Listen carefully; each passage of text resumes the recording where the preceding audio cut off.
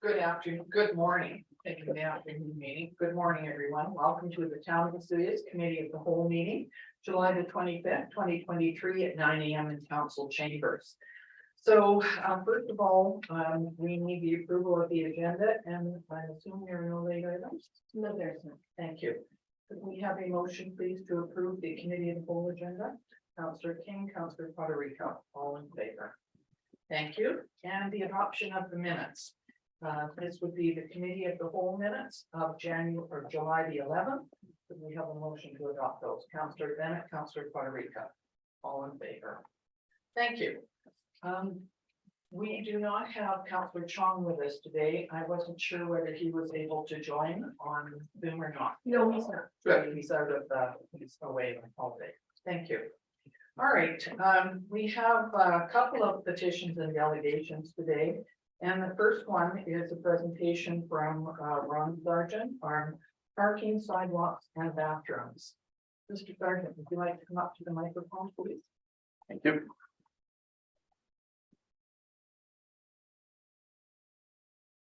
The microphone on. Yes. My name is Good. Ron Sargent. I live at 14 Chardonnay Court.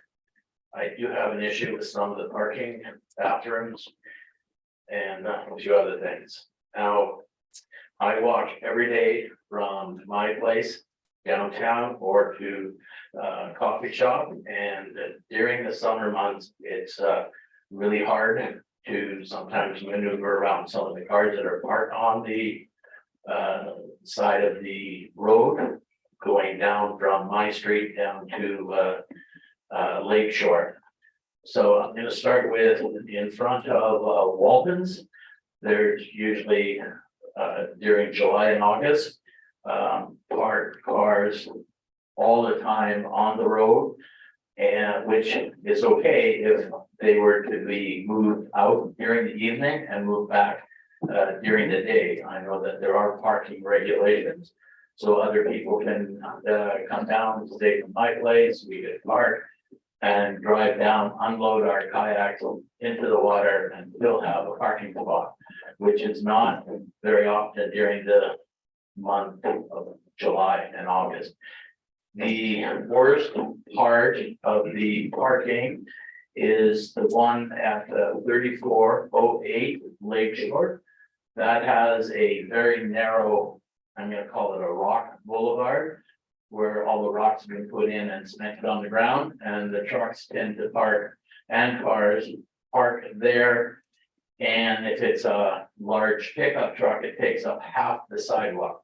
If you're driving along, especially now with the motorized scooters and everything, if you're walking, somebody has to go out to the road. If it's a wheelchair or a accessibility, they will have to go out on the road, somebody, or they stop. Problem with the new scooters are people don't slow down when they're trying to pass or coming towards you. So a lot of times it's the person has to stop to allow the scooter to go by. I think either they need to get tickets for parking there, or we need to put up no parking signs there, or we need to widen the sidewalk there. It is a multi-purpose sidewalk, which for bikes, pedestrians, etc. So in front of 3408 is terrible. And the one next to it, 3404, it's got a much wider boulevard where the rocks are cemented in.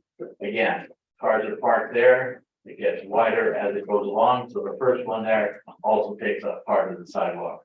Usually there's somebody there, especially 3408 every day during July and August. So that's my concern on that one. The sidewalk, which doesn't exist between Chardonnay and Lakeshore, the beginning of July was terrible. There was cars parked on both sides of the road, and you have no choice but to go down the middle of the road. And if they're parked on both sides, because the corner lot uses that as her garden, you can't park close to the fence, so you're quite a ways on the road. And again, on the other side, which is Walton's, it's all rock cemented in, so even though it's that, there are cars that have been parked in the beginning of July, right on both sides. Further up, it's all, again, boat trailers, utility trailers parked where they're not supposed to be for extended period of time. I know I had phoned before I went on holidays last week. And they did, when I got back, the cards that were parked there with both trailers and the utility trailer were gone. Whether it was because I phoned or they left because they had been there for a week, they were gone. Along Lake Shore, that whole sidewalk, especially when you get down to Lake Shore Villas, all the way to where the winery is, that sidewalk has a lot of issues with roots. A couple of spots, the roots are about 6 inches. There's one spot that's pushed up about 6 inches right in the middle of the sidewalk. In front of Lake Shore Villas, that sidewalk has been caving in. So in some spots, especially in the winter time when you have more seniors coming with the scooters and stuff, they have an issue either getting out on the road because of the way the boulevard is with the rocks, or Mr. Sergeant, you only have like 30 seconds left, so you may want to move on to some of your other topics. okay. So we need a new sidewalk or sidewalk either put in or it graded so that when the kids are coming down the road, they can go on the sidewalk, not the middle of the road. Now in front of Lake, in front of the, what do you call it? Island View, golf carts. Golf carts are not allowed on the road. I don't care if they're crossing the road, driving up to pick up their mail, driving down the park where there's an opening. They're not allowed on the road. They're not insured. They're not insured to be on the road. And even when they park on their side where we've got signs saying, or where they put up signs, golf carts only, not allowed. I've checked into this with both insurance companies. I've called one city that has golf carts allowed on the road, which is Chase. If we want golf carts on our road, not ticketed, not impounded because they're on the road, then they must come through council. Council will have to then go and set up the bylaws. Mr. Sergeant, I'm sorry, but your 5 minutes is up. Is there anything that you have written down that you would be able to provide for our staff? To, because we appreciate what you've been telling us, but I think you probably have some other issues, and if you would break them down and give them to us, that would be helpful. I can write them down and email them in, but I have done that before and zero response back to me, zero response. The Owl Pub is one that I've sent to Gina and no response from her when I've sent 2 emails or phone. When I phoned her, no response, and the Owl Pub is still closed, and I know that the senior center runs out of parking, and there might be 20 spots in the Owl parking that should be open. Okay, But well, I'll write them down and we I'll send appreciate them. it, and please know that when you do send something to the town, it is put into our tracking system, anything like that, and it's available for all staff to read. But there's no reply, so you don't know if they're going to act upon it or not. Well, it might take a while to act upon it, but believe me, we get it and we have it noted. So thank you very much for your concerns, and Okay, please thanks. do send something to us. Thank you. Thank you. Okay, I know that we've written down a couple of those things that that Mr. Sargent has mentioned. So the next is the short-term rental program recommendations and foreshore and lake zoning bylaw consideration. And I'm going to turn this over to Ms. Howell. Thank you, Brittany, for coming. Thank you for having me.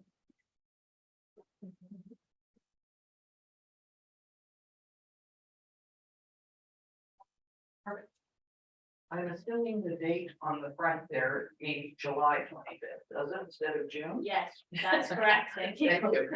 Let me just make sure this is. Alright, you know, maybe aim it over here. If not, Amy can just hit the button. Yeah.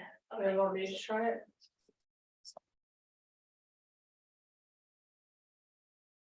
Oh, okay, Okay. it's working. Okay. Perfect. Okay, well, we can start on the agenda. Thank Thanks everyone for having me back today.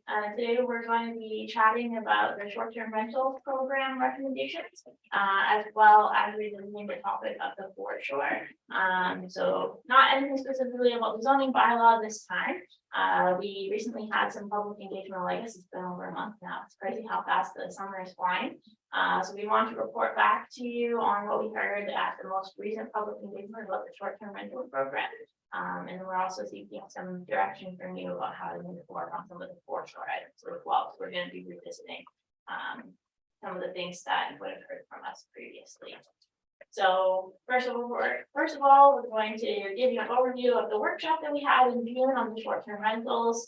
Then we're going to dive into some recommendations that we have for you to consider on how we wish to move forward with that aspect of the project. And then we're going to revisit some of those foreshore items that we've talked to you about, as well as Gina recently too.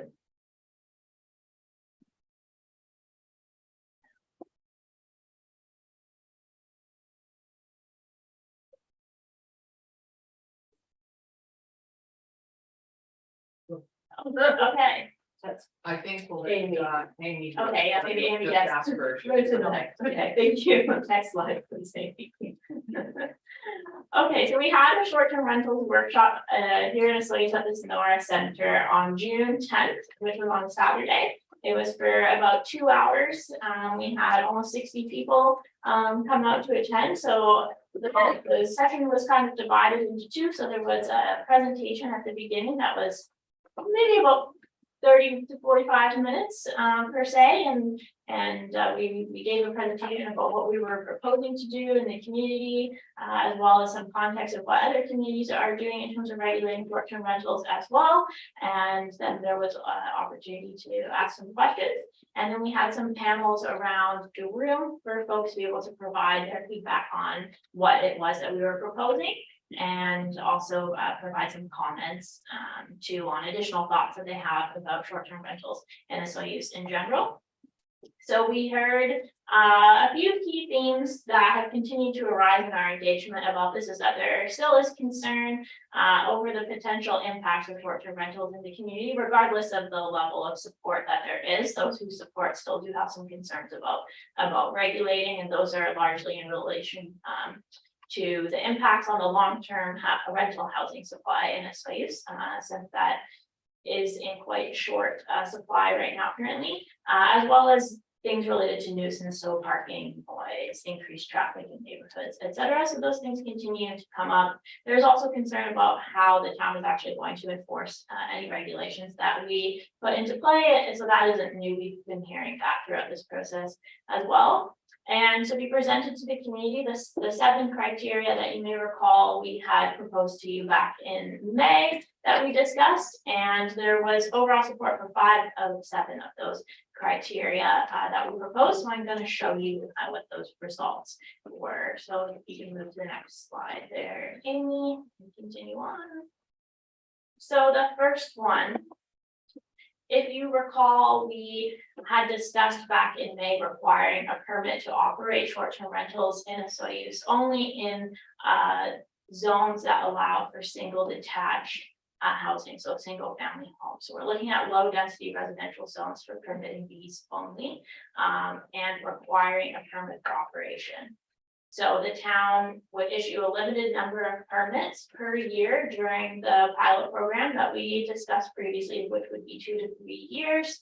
And your permit will last for 1 year, and you would be required to apply for a permit every year. So it would expire after that 1 year period. So we outlined all of this to the community, and they're largely in support, with 86% of people who participated in the activities that came out were in support of having a permit for operation. So we do wish to proceed with this aspect of the short-term rentals program recommendations. The second one was allowing these in a basement suite or the non-basement suite portion of the home only. So if you have a single detached home with a basement suite, you cannot have the short-term rental in the whole part of the home, it would have to be in one of the two aspects. Or if you have a home without a vacant suite, then you could operate it in some rooms of the home, but not the entire home. And so that is what we were proposing to the public. And 72% of people who participated thought that if you have a basement suite, then that would be reasonable to operate it in the basement suite or the upstairs part of the home only. We're recommending to proceed with that part. So next slide. Okay, the third criteria that we brought forward to the community. This one, there was not as clear direction on how to move forward with this. We want to have some discussion about this with you, council, is to require the owner of the property or a designate to be present. So this is something that we have talked about previously again. And so if they were to apply for a permit, and they would have to indicate in writing that the owner would be present when the short-term rental is operating, or a designated individual would be present on the property. And so as you can see, it was 56-44 was the split. So not as clear there in terms of what the community would like to see. So we can go to the next slide. So something that we want you to consider about this, which would potentially impact that last criteria as well, depending on how we want to move forward here, is if we do not require an owner or a designate to be present on the property, this would allow VRBO operations to occur in Osoyoos. So the difference between VRBO and Airbnb is that vacation rental by owner allows your entire home to be rented as a short-term rental. But Airbnb, you can rent a room, you can rent a suite, you can rent an apartment. It has all sorts of different things, but vacation rental by owner is the entire home. So if we move forward with requiring the owner or the designate to be present, you're kind of eliminating that option for VRBO to be operating in Osoyoos. So that's one thing to consider.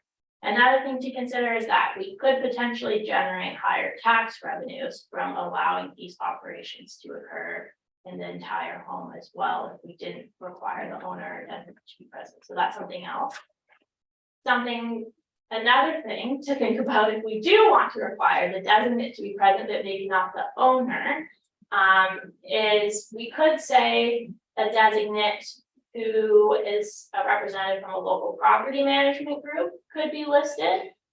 They might not have to be present on the property, but they would be working within the area. So if there's an issue, you could easily call them and have them come stop by to see what's going on and help manage the problem. So it could be somebody who's local, that's a designate, but maybe not necessarily on the property per se. So those are some options, things to consider if you do want to remove this criteria.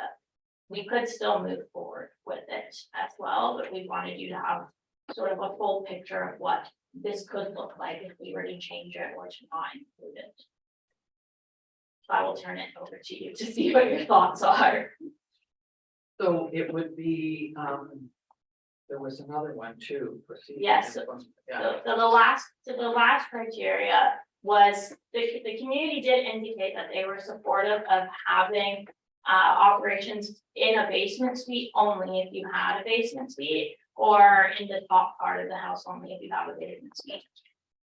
So the thing is, these two criteria are kind of linked to each other.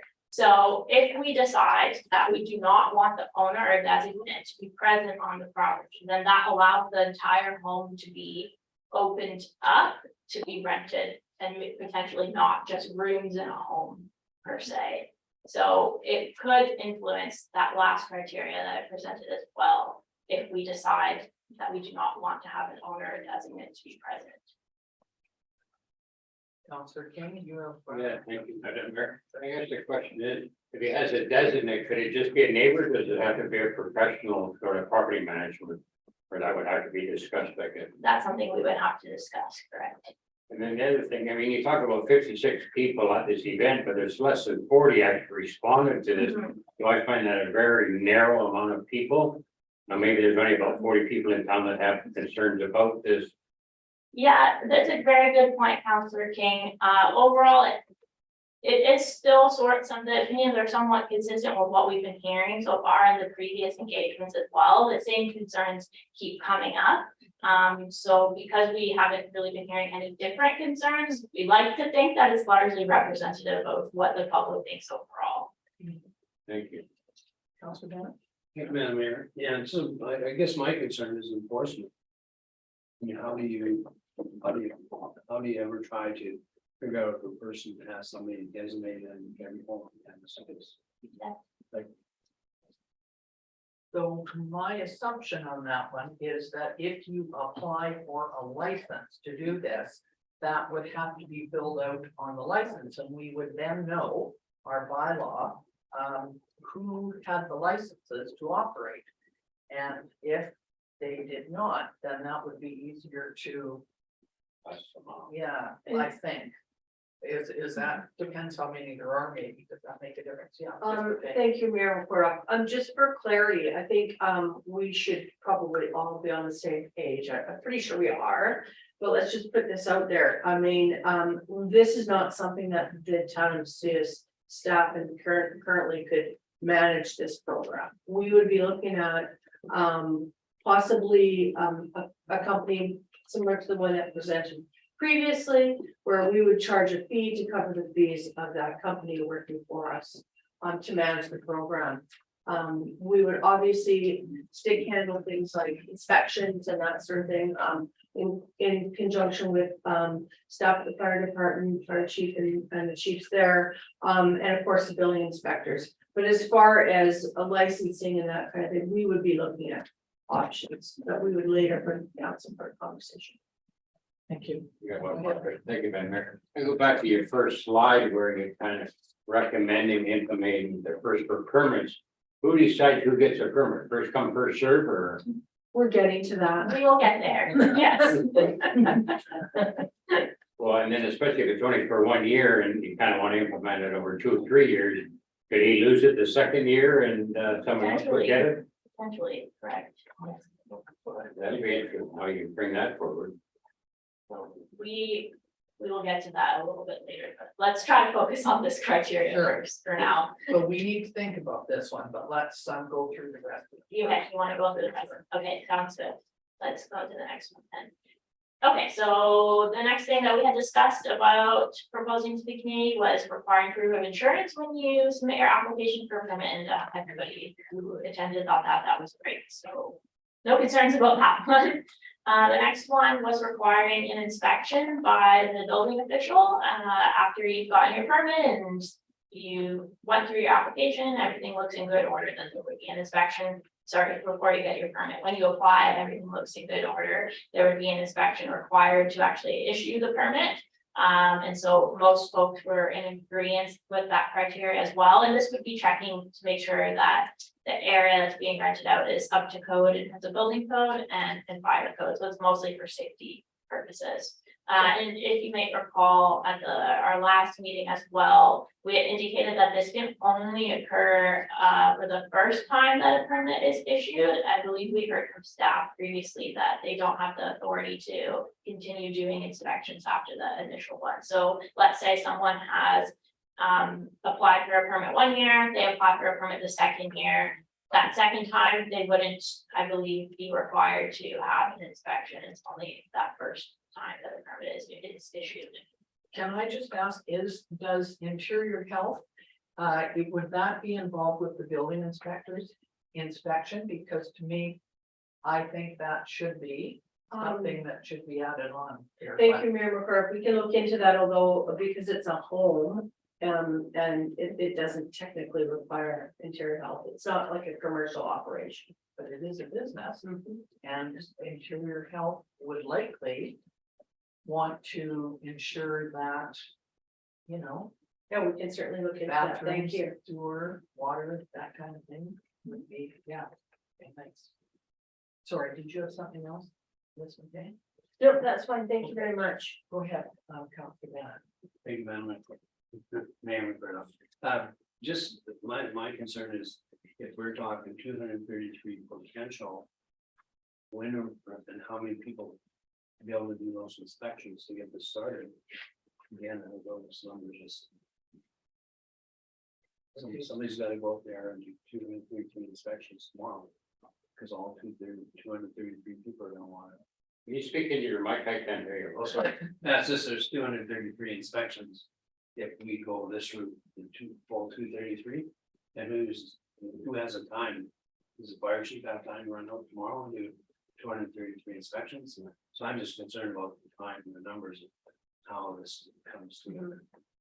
Just to take some time to get this organized, right?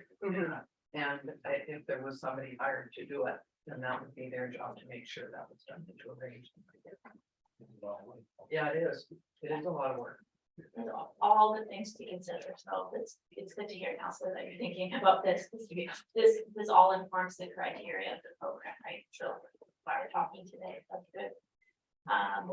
Okay, so the next one, the requiring additional parking spot, at least one for the short-term rental. So this could vary, we haven't quite figured out what this might look like yet, but it will be at least one parking space, but something that we are considering too is if you're renting multiple rooms, per se, maybe you need to have more than one parking space, just depending on that. So the nuances of that could be a little bit more detailed, but overall, the community did agree that at least one additional parking space should be required for a short-term rental, and that would help address some of those concerns about parking overflow into the streets and such, which is already a challenge in the residential areas in the community. So that one was good to see. Next one. Okay, this one limiting operations to a number of days or time of the year. So there was quite a bit of folks who do not support this, as you can see, 85%. And so what we had talked about previously with council was maybe operating for the short-term rental for a maximum of 6 months, or perhaps just a certain time of the year you could have the short-term rental in operation. And so we proposed that to community. Most folks did not support this. So if we go to the next slide here, there's some things to consider about this one. And so we also had, I forgot to mention, a workshop with some community partners in mid-May, and this was a big topic of discussion at that workshop as well. One of the things that came up during that workshop, and also with this public workshop in June, was that if we actually limit the operations to a certain time of year, it's not really contributing to increasing the supply of long-term rental housing in Osoyoos, because you would just be, okay, 6 months, maybe for long-term rentals and 6 months for short-term rentals. It's not really meeting the need of folks who want to stay in the community year-round, have an option for permanent supply. And then if you are permitting, per se, just in the summer to have short-term rentals, then you're taking away options for folks who come here to work on the farms or in the tourist industry, and they can't afford to pay Airbnb prices to stay for 4 months or however long it may be. So there could be limited options for them if we restrict to a certain time of the year. So those are some things we're thinking maybe we should remove this criteria per se, but again, this is something that we would like to discuss with you and hear your thoughts on. Anybody have any thoughts on this one? I'm okay with having it removed. That's my thought when I looked at it, but if nobody has any, I think we can, nobody has any strong reaction to this, so I'll go ahead. Yeah, thank you. Okay, so then back to Councillor King's point about how many of these are we issuing, how do we decide who gets to have a permit and who doesn't. So we have a couple of options that we want to present to you about how many permits the town might want to issue per year for the pilot program in particular. Right now, we're just thinking about the next 2 to 3 years. Anything beyond that will be discussion at the end of the program. So for some context, we spoke with Granicus, who has presented to you before. They are a short-term rental software tracking company, and they help communities with enforcing their short-term rental regulations. And we asked them to pull some data on how many short-term rentals are currently in operation in Osoyoos. And as of June, there were 260 that they were aware of. that their software was able to pick up on. And so those are the little dots that you see on the screen there. And so these are short-term rentals in all different types of housing. Could be single family homes, could be some multifamily units. There are 260 of them out there as a whole. Okay, so go to the next slide there, Amy. So keeping in mind that we are only proposing to operate short-term rentals in single-family homes, not in multifamily homes.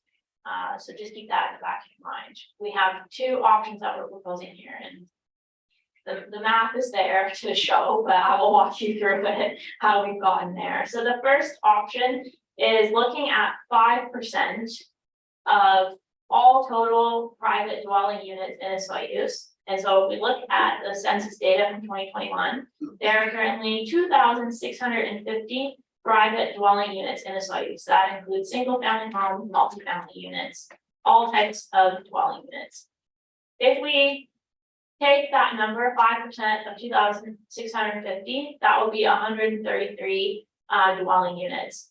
And so that's option one that we're considering. If we permit 5% short-term rentals to operate in 5% of all dwelling units in SYUs, we could issue 133 units.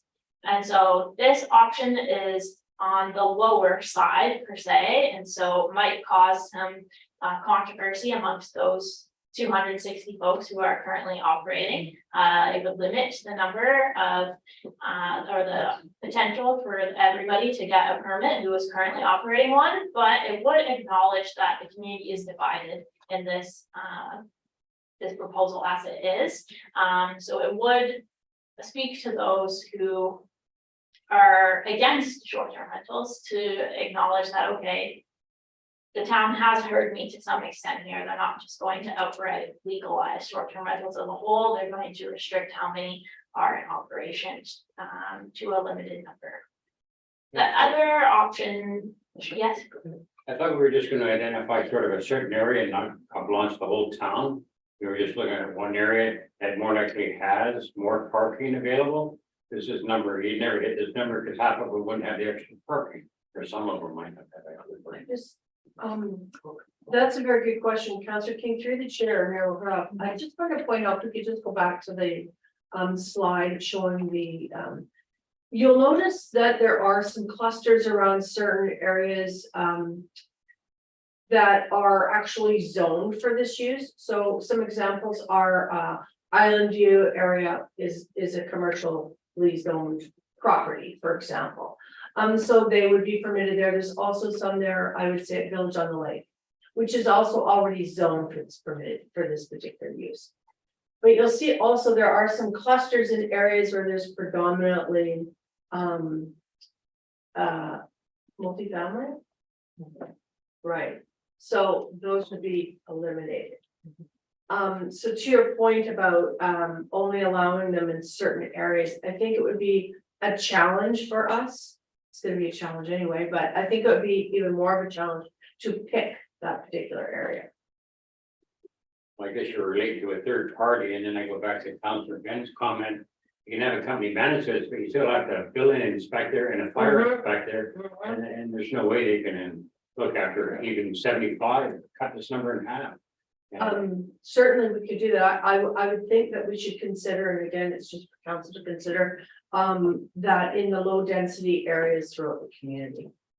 It would be more manageable in that concern, regardless of the number. And that's what we have proposed to the community as well, is only operating them in low density residential zones. So the second option that we proposed is to legalize 10% of private dwelling units in SOU. So 10% of the 2,650 would be 265. So that would allow most of the short-term rentals that are in operation to legalize, but again, only those that are in low density residential zones. And so these are the two options that we have thought about as potential options, but we are open to hearing from you if you think there's another option or multiple other options that we should consider instead. This is just what Gina and I chatted about as maybe being the best way to try to balance the concerns from the community, as well as giving those who have a short-term rental and operation to be able to legalize. But we're curious to hear from you if you think there's anything else we should be considering or another option. Go ahead. I guess one of the things too is, as the data from Ramka shows, 260 known properties possibly higher than what we maybe expected. Going to option two definitely doesn't solve the current issue that we're having, especially if you look at seasonal housing market, rental market housing. Option one, I think is a bit more favorable, especially if we're identifying this as a short-term as a pilot, 2-3 year pilot project. I think kind of balances that concern. We know not all those 260 properties will qualify based on parking requirements, the areas in which they're occupying. And depending what the outcome is on some of our other requirements. I would lean heavy towards option one and somewhere around there, even if it's not 130, obviously to respect all the resources required for the enforcement and the inspection side of things, but I think the lower number, I think that still gives a good opportunity. For short-term rentals to operate at least in the pilot concept, they see where we're at, and then that's gives us an opportunity to reevaluate at the end of that pilot project. Yeah, I support that. Go ahead. Councilor. Thank you, Madam Mayor. I get, again, my concern goes back to, if we go to 133, those other 132, they're still out there, continue to operate.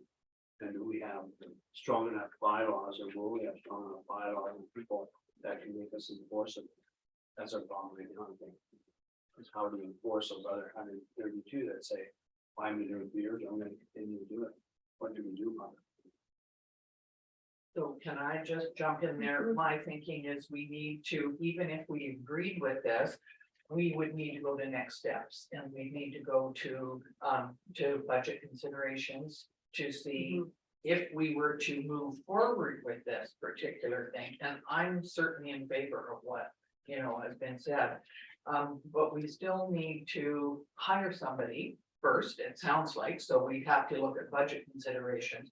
Hire somebody to do this, and then get started with having a sheet or a program that people would have to apply to in order to, and they have to fill in all these criteria. So it's not happening tomorrow, or maybe not even until next year by the time things would get organized.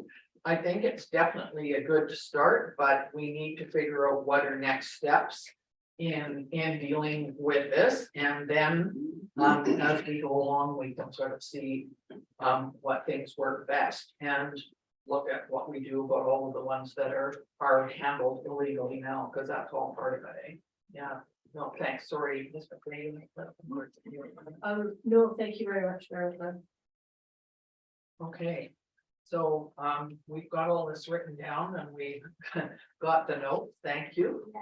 And so are you? I think we need to go back to the one criteria that we sort of paused on, so we would come back to about the owner or the designate.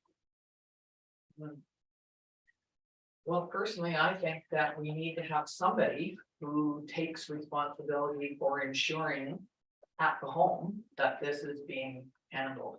So to my mind, if the homeowner is not there in the home, then and quite a few places that I've heard already in the news are requiring that, or saying they are, whether they've got it organized or not, they say that. But there are some local property management groups around. I would think that if we were to allow one of them to take this on, they probably need to have a course in what they're looking at, what they're taking on, and figure out if they're would be paid well enough in order to deal with it. So I'm okay with looking at that, but what about the rest of you guys? Thank you, member. I got no problem with it designate also, but then you just incurred more costs for the property owner. It's my concern. They're just gonna get more frustrated after buying a license or applying for a license, not knowing whether then they've got to get a property manager if they're not gonna live in the house. So is there some middle ground where it could be, I'll just use that as a neighbor, as long as he has some basic training or something? Could there be an option there? Anybody else? Yeah. I'm answering. Okay, thank you, Mayor Parks, for that specific question. I guess it could be an option. I mean, the area that has been using this practice is, the example would be Squamish, where, they have, if you have say you have a home with a suite, you can rent out or live in the other unit full-time, or the tenant or person renting the other unit would be sort of the designate. But that's just one example. I think, it's more of a challenge with the ones that are the whole home rentals. I don't really have an answer to the You question. don't have an answer. Not really, So no. VRBO now. For example, I mean, other platforms do the full home rentals as well. But definitely VRBO is a good example of one. It's like, there's two different options of rentals, like whether it's a suite or the whole house.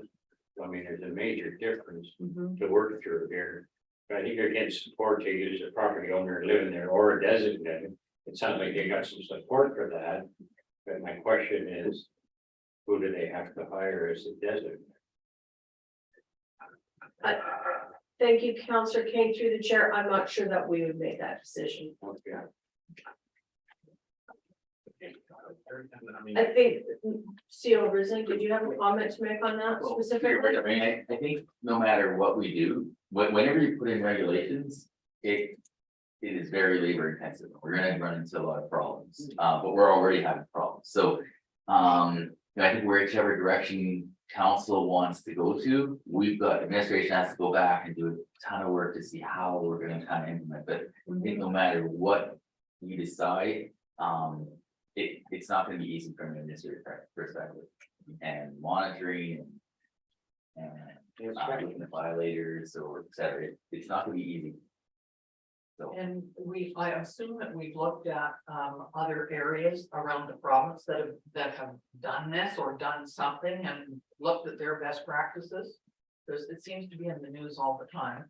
And I know that Penticton did when I think Councillor King was at the RDOS meeting that.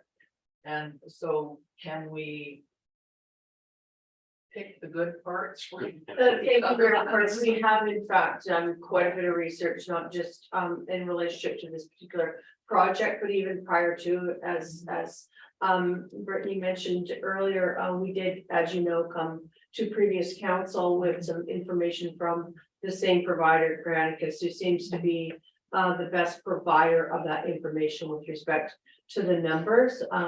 So we would have to come back to council to give some more in-depth information on the cost implications and staffing time, et cetera. Originally, I was pretty heavy in favor of requiring that over DesNet. However, I would be pretty open to the idea of removing that requirement, but conditional to us having a point of contact listed and available on the property all the time, so that in the event of a concern or an issue that arises, that here's a contact with the property owner, as well as here's a contact for bylaw enforcement. And the opportunity for how do register complaint if a complaint is needed there at the property sites, whether it's. I think the RDOS proposal originally included signage on the property, would say this is a short-term rental, in the event, for issues, contact this, contact that, deal with that idea that's not in place of anything that does maybe required.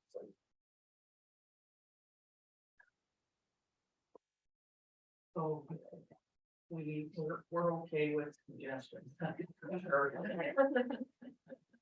Okay, that's great, thank you very much.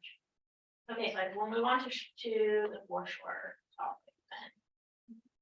Just, so I don't know if administration has direction on the kind of numbers.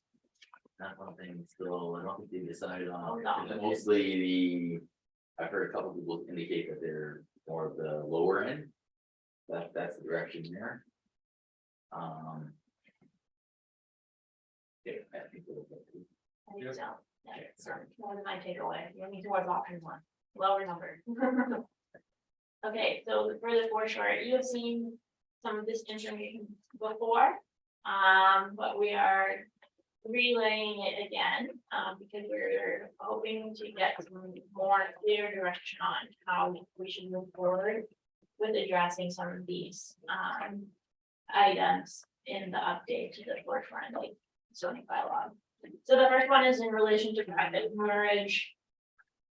With Jasmine Drive and Acacia Court, these parcels here that you see on the screen being the first sort of area that we're having some challenges with. So these parcels are semi-waterfront, but there is that strip of foreshore area where you can see some docks there, and there's a lovely little beach there that is not privately owned, that there's no head lease here.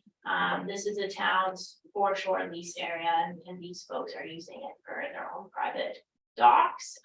There's a section in the foreshore lake zoning bylaw that says that the parcels can apply to the town for a permit to install these docks, but the town's foreshore lease does not actually permit that. So we've talked about this before, but we're looking for some direction from you on how we actually might move forward with addressing this. So if we go to the next slide, Amy, so there's a few different options.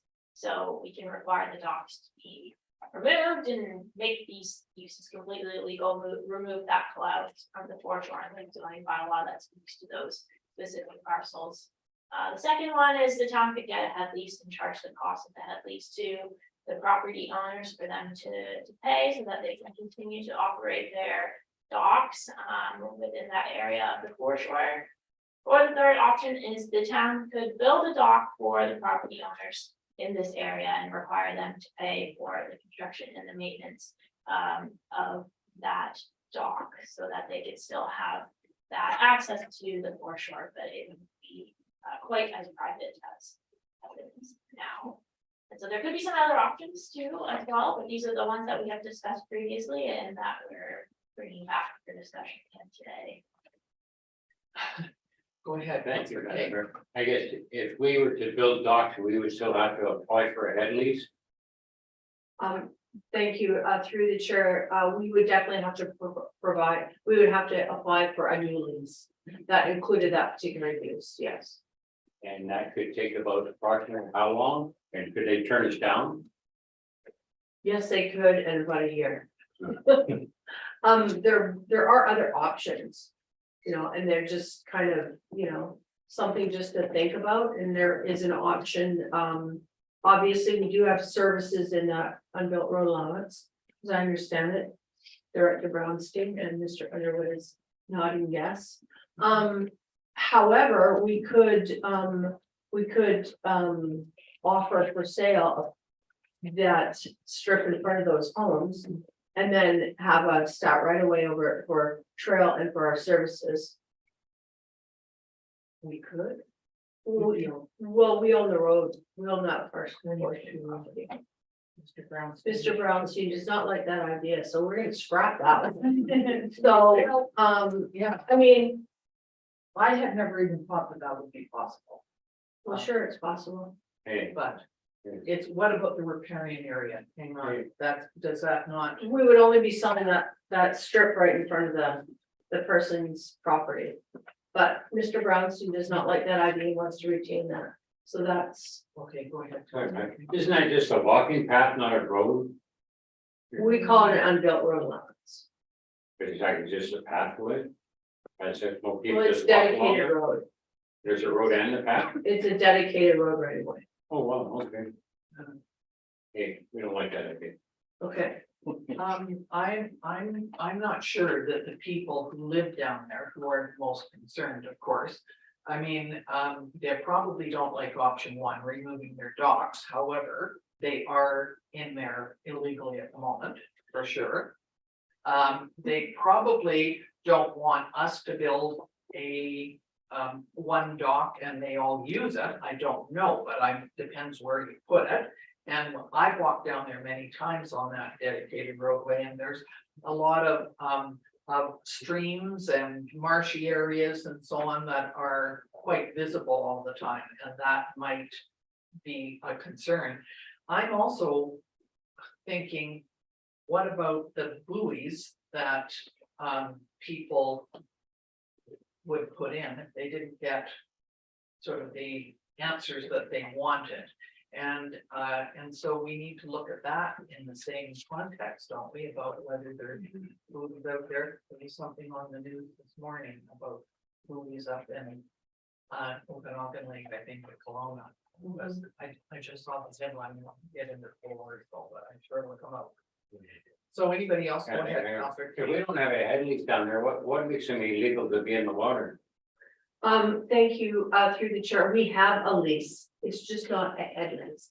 We did discuss this at a previous meeting, although it is a complicated process. Right now, we do have 4 shore leases in this area that do not permit us to allow anything to be placed in or on the water or the surface under the water. But in this particular area, it's just kind of a gray area. No, in this particular area, we have a lease that says we're not allowed to Oh, allow people to put anything there. We also have it on Lakeshore Drive, et cetera, around, we could apply for a head lease, which would allow us to charge back to these property owners the amount of the lease. okay, thank you. And I like this, I like option 2, just move forward with the head lease. If you're talking a year out in. Okay, let's see, Counselor Bennett, you have Thank something? you, Madam Mayor. Just a question, when I'm looking through this, the proposal you've done here, we're talking about 3 or 4 different areas. And I can think of about 20 other areas on the lake where there's other buoys and docks. And we're just concentrating on those few.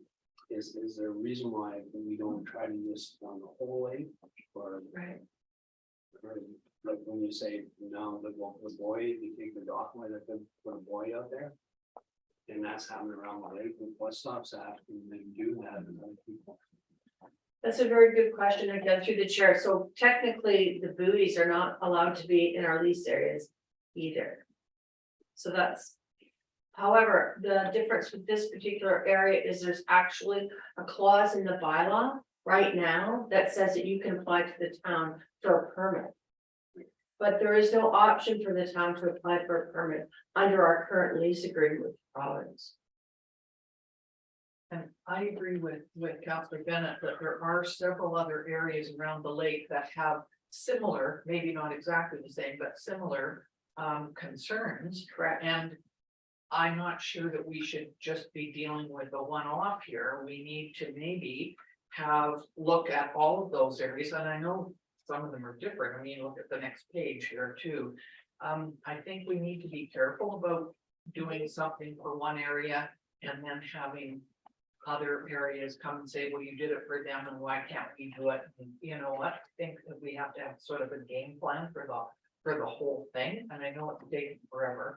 I totally understand because a lot of work has been done on this already, but that sort of scares me to think that we would move forward without. Thank you, members. But I think this is a start. I mean, to do the whole lake, I think is not practical. I mean, we're talking a long time just to implement a couple ideas here. And this is moreover, more jib boats, and then we're gonna get down to the buoys further in the presentation. So I got no problem identifying a couple to start. We can call it a pilot idea and then maybe move forward with a few more the following year or a whole bunch more the next year. But it's a start, so I support where you're at. So can I just ask if you wanted a head lease, you would have to go back to the province and apply for it, which we cannot do right now, am I correct? We can. Thank you, Mayor McCarthy. Yes, we could apply for a head lease for that area right now. We have a lease in place over that area and it's been extended. They granted us an extension in 2022, although we just received the paperwork now. Until 2024, because they were due to expire. There are 10-year leases and they've been extended to 2024. So, you know, we don't have a lot of time, but if we were working with the province on a solution specific to different areas of the lake, they would grant us further extensions under the current program. So for example, if we were going to look at, let's just look at Councillor King's thought, if we were to look at a head lease for this particular area, they would work with us to get to that point, to get to that end. And would a head lease work in other areas around town as well? Are there other identified areas? that have Technically, it could, yes. Did you choose something? Your worship, just a question perhaps, is there any public access to the? Not interfering with the park? But it looks like there's one maybe at the end of the Acacia, but is there one on the east side on 32nd there? Before hitting the park though? Actually, thank you, Councillor Federico, so Federico through the mayor, you can see that sandy beach area. That is easily accessible at that particular point. Otherwise, right at that tree line is the park. So the last home on that, right, that you can see in the far east of the picture there is actually, that is park right in front of their property. Provincial park. I think there was discussion of some accessibility improvements affecting, was that originally here where the boat launch is in the parking area? Or? Originally, that was one of the spots there that they looked at, but they've moved to the other side of the lake.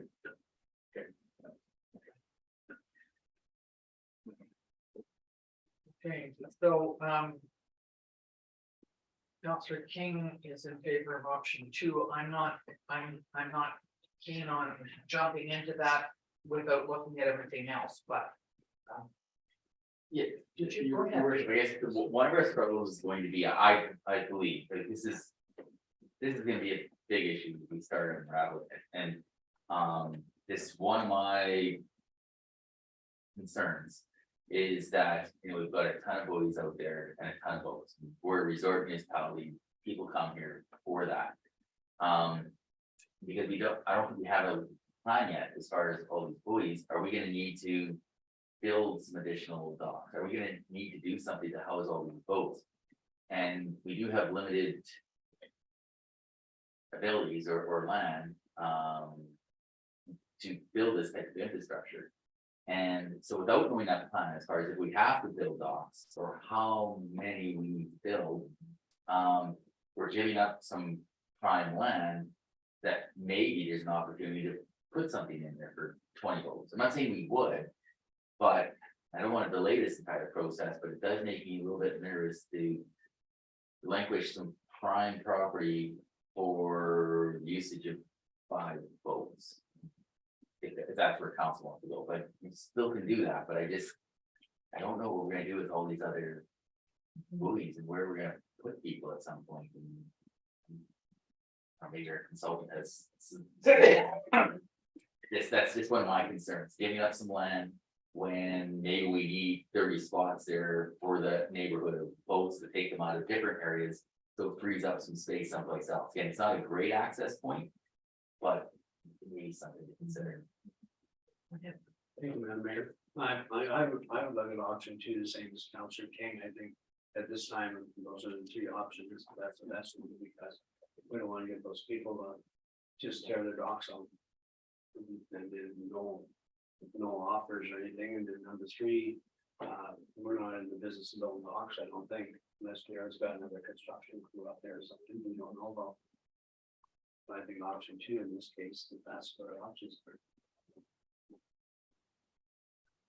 So semi-waterfront does not mean waterfront, and guess what? Their taxes are lower on the semi-waterfront and their assessment is lower on the semi-waterfront. So we need to take that in consideration. These people have enjoyed the fact that they have waterfront property right there with just a road allowance in front, but in fact, they don't pay as much tax and they don't have the same assessment as somebody who lives right on the lake.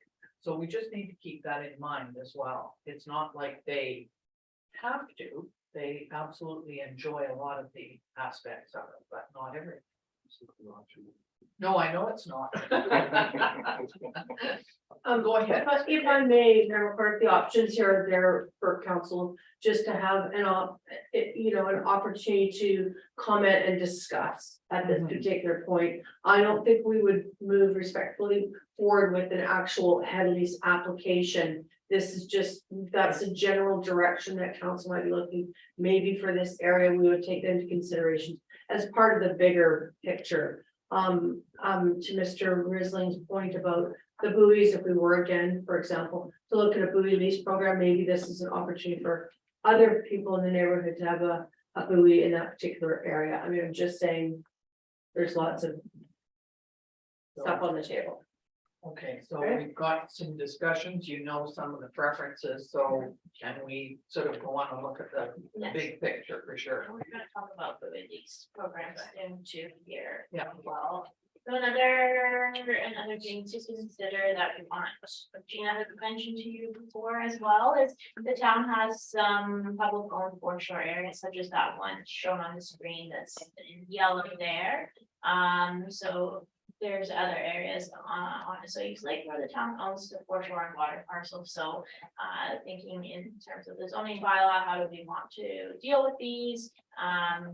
Do we want to proceed business as usual, or is there something in particular that we need to be considering when we're updating the bylaw to address these types of foreshore and water parcels?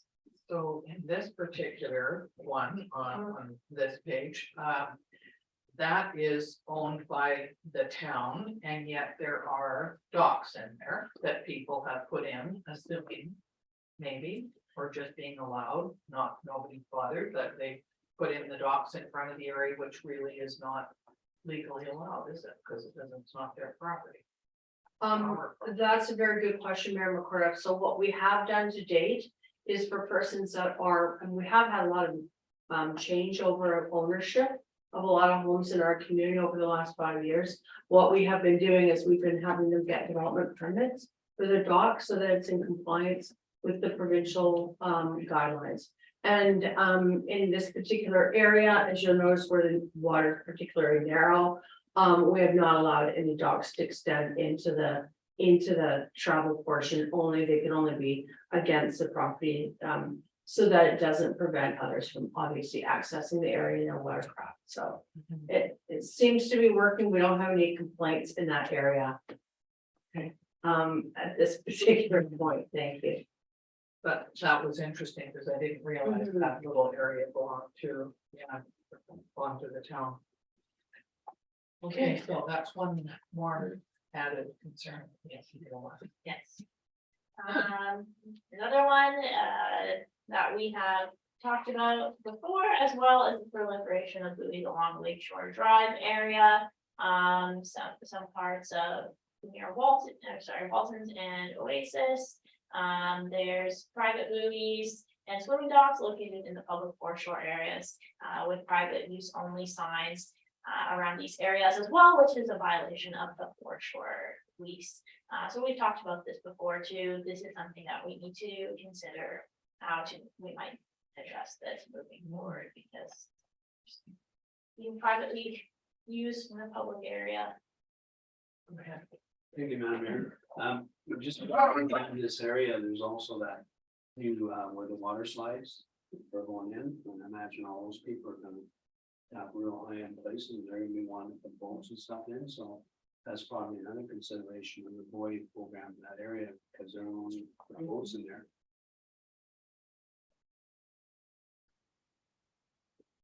There used to be Yeah, there's another sort of slide. a marina over there, right?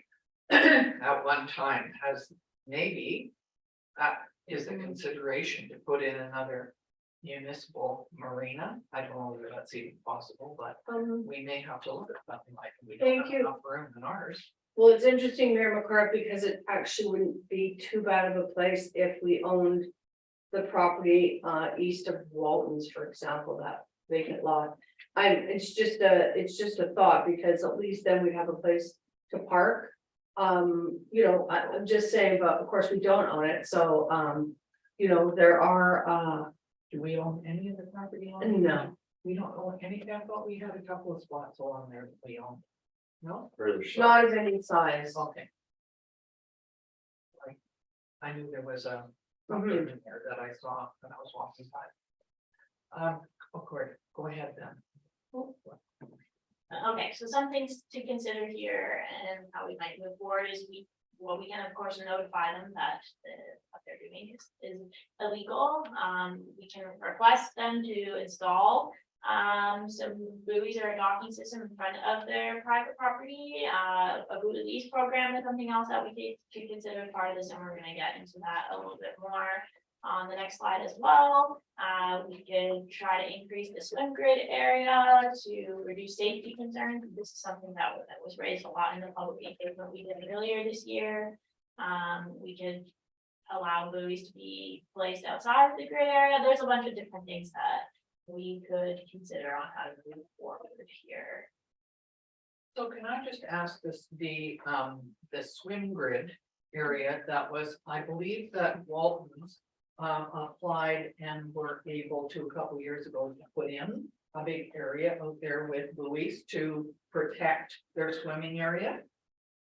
I do remember them somebody from there coming to us and saying that they were gonna do that. Is that still done out there? Who are we looking at? I think, thank you, Member Crawford, it seems that we're all looking at each other. Honestly, we haven't formally given them permission. But they have been told that the installation of a swim grid, if they're going to look after it, is okay. Because obviously that is the intention of the area. So they do have a swim grid out there, a small area. Yeah. Mhm. Okay. Thank you, Madam Mayor. Yeah, I walked by there yesterday, and they're both actually pretty big swim areas for the amount of people on the beach. Where we say here that increased swim grid area to help prevent injury, both those places have fairly big swimming area. Like a big walk around area with white buoys. It's quite large. Well, I'm sure it's for safety reasons, isn't it? That's the main reason that they came, yeah.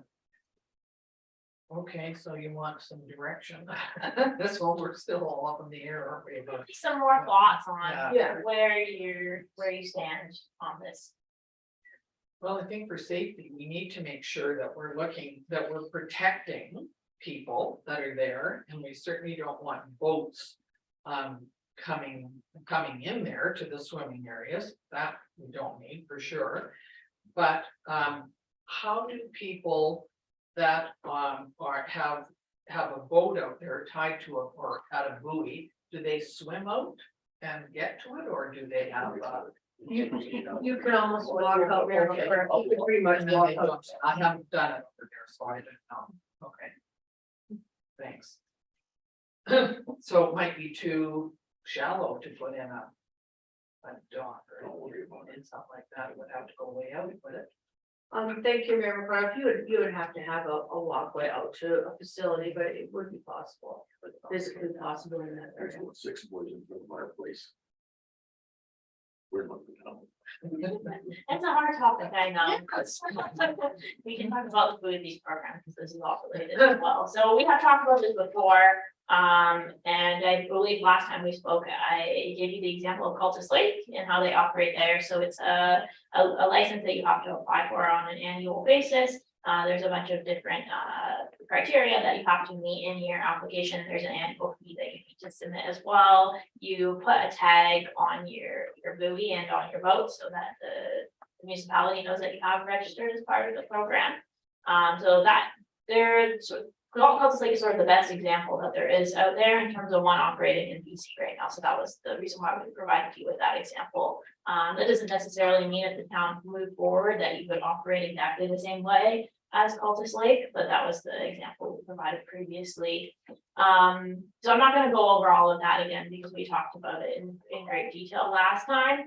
But for today, we just want you to think about again, like if you do want to move forward with something like a buoy program, or at least consider it. The next step is that you need to have some professional work done to determine what is the capacity of the lake to actually accommodate a buoy lease program. And how many buoys could you have in all the different buoy farms? Like what can the lake actually handle? So that would be a next step if we want to move forward with considering this, would be that. You would also need to consider how is this going to be administered? Because again, similar to the short-term rentals, staff have very limited capacity to be able to administer something to this scale. This program would be quite resource intensive, so there would need to be done some assessments to figure out, you know, how is enforcement going to work, what is our infrastructure going to look like, all of those things. And then that would actually help you answer the question, is this feasible for a feasible option to move forward with in terms of implementing? Go ahead, Counselor. Yeah, I'd like to see that move forward. Would you be bringing that forward as a budget item if we decide that we want to do an assessment? Um, thank you, Councillor King. I wouldn't think that it's something that we would have for this budget for this year. Frankly, I think it would take some time to figure out, you know, the cost of it. I mean, you can certainly look into some general costs of this, but, it is going to be time consuming as well to do that work, but I'll leave it to the CEO if the direction is to look at that. It's, yeah, so through your worship, just to clarify on the question, was the question, asking whether we put funds within the budget to determine our ability to incorporate a boy lease program as far as the capacity on the lake? So looking at, yes, our lake is this big, we could have 50 boys, so it's that type of analysis. Yeah, just analysis, yeah. So not the implementation, but. We're not into that, then we're just looking at like the bill. Okay. And I think it's one of the things that I see is that we're getting squeezed, right? There's all these things that are occurring on our lake that we're gonna have to do some things about. But not knowing how many boys we can have. We don't know how many dock slips we need or whatever, like if we know there's.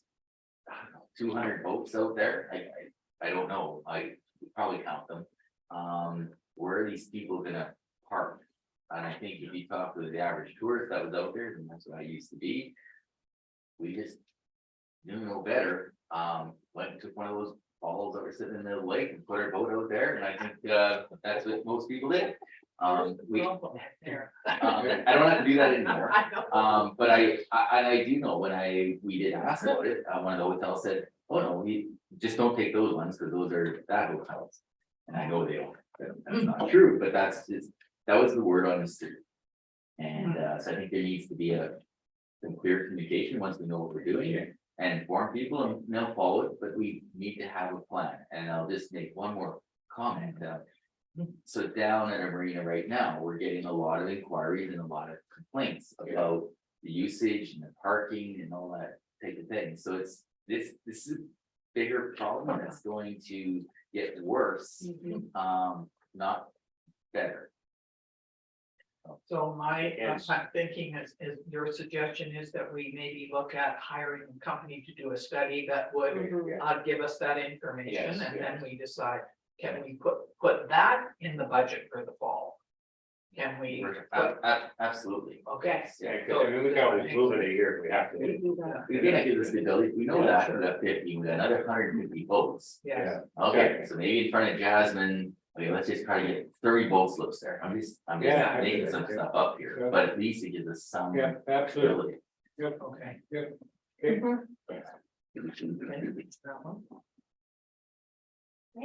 That's all for me. You've been hot seat for an hour or so. Thank you. Thank you very much Thank for putting this together and, you know, identifying the concern. So we Thank you. appreciate it. Thank you. Okay, next we have the sanitary collection network master plan update from Mr. Underwood.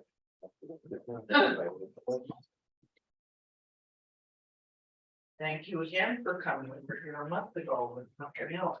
Now we're back with this one. We're keeping you busy. He's happy. Thanks, Steve. Go ahead. Yeah, so, yeah, I'm back. I feel like it's only been 2 weeks since we did water, and, I was, kind of going over these slides the last couple of days. Getting ready for this, and I realized that this one's actually a little bit softer, easier to absorb for everyone than water was, so. Yeah, we've done, just like we did for the water system, 2 weeks ago, we've done a new sewer capital plan. And included in the whole asset management lens and section. If I can get it to go. No, I'm telling you. So similar to the last presentation, I'm gonna try to make this one a bit quicker because we've kind of been over the same topic. It's the same topic, same information, just a whole different lens. But definitely slow me down if I go over something that, you know. Can I say that when I was going through it, some of the initials I could figure out and some of them I can't. So when it comes to that, can you make sure we understand what it is For sure. you're talking For about? sure, Thank you. yeah. So, yeah, for the presentation, I'll go over the clean sanitary system. Then we'll look at the asset management lens work that we did, then we'll look at the capital lens work that we did, and then we try and bring it together with an implementation plan, similar to the water. Move ahead. Keep going. Next slide. You got you, Jared? Yeah. Oh, is that? Make it work. Oh, outside, yeah. This is a listing of all the assets that are in the sewer system that we looked at. It's interesting that we now have 21 lift stations. This is showing us we stretched out around the lake, mainly in my career. And so we've gone up to 21 kind of satellite wastewater pumping stations. We have the brand new main pumping station in Legion Beach. That pumping station contains a screening facility. It pumps all the wastewater to the lagoon system, which is up by the golf course. On the right hand side of the slide, it's the listing of our linear assets in the pipelines. And if we remember from the water capital plan, the linear assets were one of the bigger problems when it came to asset management. And so this is a lower number of linear assets, but it's still a significant number of linear assets. We have only two main types of pipe in our system. We have PVC, which we went over last time, which is the plastic, and then the asbestos cement. You're lucky, there's other towns that have other older materials, but yours, you seem to only have the two main. And then in the forest mains, we have HDPE, which is high density polyethylene, that is just for some short sections. I can go right here. I'm not that, I can do it. There's a map of the sewer system. It shows all the red dots or manholes around the lake. See my laser. Around the lake, you can see text blocks in the water. Those are labels for each lift station. So you can kind of get an idea of where they all sit. They all sit around the lake, and they all pump through the red pipes, bring everything to the main wastewater pumping station at Legion Beach, which lifts it up to the lagoon system. The only system that doesn't go to main is the Dividend Ridge area. It goes through its own pump station directly to the lagoons. There's an inset in the bottom right or bottom left of this map that shows the extension down to the US border. So we connect to the border crossing facility.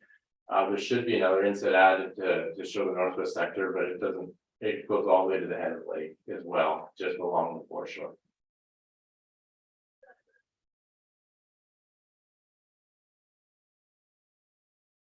We'll go back one. The breakdown of all of our pipe in the year it was installed and then the material.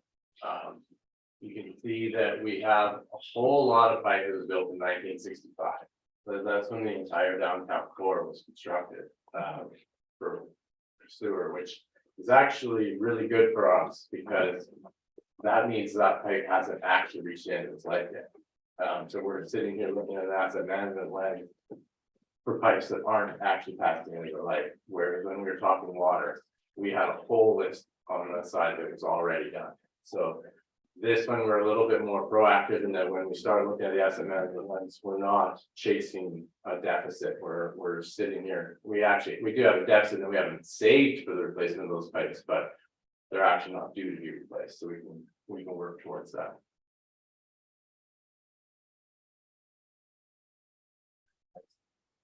Guess when I do this, you can just. So when we look at the asset management, we take a look at all the assets and then we look at it through a few different lenses and obviously there's a report that goes with it and you can read the section, but one thing we look at is what's the asset's expected life or published life and what's its replacement cost, and we'll kind of divide those and we come up with a baseline that we call the average annual investment.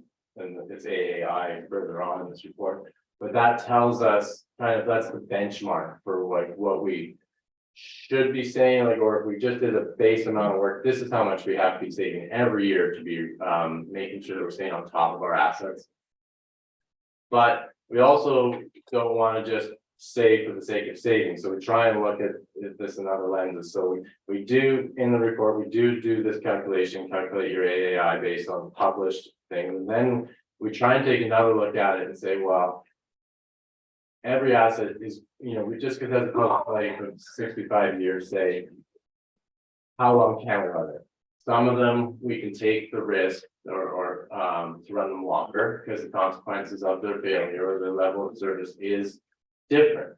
But other ones, we actually don't want to take any risk because we have some major pipes right in foreshore. And so there's certain ones that we want to take a risk-based approach the other way. We want to be more proactive and target them earlier for replacement and not try to stretch them into their ends of their life or beyond the ends of their life. So we try to look at this saying, well, what if we how would this work and how would it affect that average annual investment? Can we bring it down by looking at the risk, or should we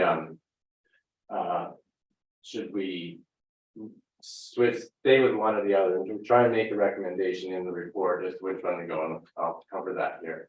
The other thing we look at is the reserve balances and seeing what level of reserves do we have and whether or not we're taking those below zero as we do this through the thing, and we try and come up with an investment level that keeps a balance between all of those, not just taking the published life and the condition and just randomly generating a number. We try to look at all these lenses to come up with recommendations as how much we need to be saving each year. Next slide. So when we do the asset management thing, we take all of your pipes and we assign a life to them. Depending on the material, they would have a life of 65 years for the AC, and we're using 96 years for the PVC. And then you have your lift stations and all your other things. And so this is the simple calculation here. This would show you that if you just follow the tangible capital asset calculation that the accountants would use, this is what it calculates. It's a $1.3 million AAI. This is what we should be saving every year, according to that calculation. And so we take this number, and this is when we do the further work. Next slide. And so when we go into the risk-based ones, we look at the high risk pipes, and we actually shortened their life. Instead of it being 65 years, we said, well, no, those were the ones that we want to make sure are replaced sooner. So we shortened their life by a factor of 0.8, whereas the low risk ones, we extended their life by 20% by a factor of 1.2. And then we recomputed the AAI to see if that, stretching some of the lower risk ones out further could get us a lower level investment, so that we knew that we weren't over investing in our savings. Next slide. And you can see the output is in the AC pipes, about 4,000 meters came out, and they're highlighted as red. They're the high risk ones. These are the ones that we wouldn't want to stretch. And then the yellow ones are more moderate risk. So we kind of recommended they be replaced or addressed near the end of their life. And then in the AC, the green, there's still some AC ones that we're going to push beyond their life because they're not as critical or their level of service isn't as important. Next slide. A map of where all those high and medium risk ones, and you can see the red ones. Unfortunately are, along the foreshore from the bridge to Legion Beach. That's a pretty critical piece of sewer infrastructure. And that's one that's nearing the end of its life, and so it's kind of highly critical. Looking at the downtown core itself, that's where most of your moderate high risk pipes are, and those are the oldest ones and or the ones that have had more and more flows connected to them over the years and therefore have a higher criticality. Next slide.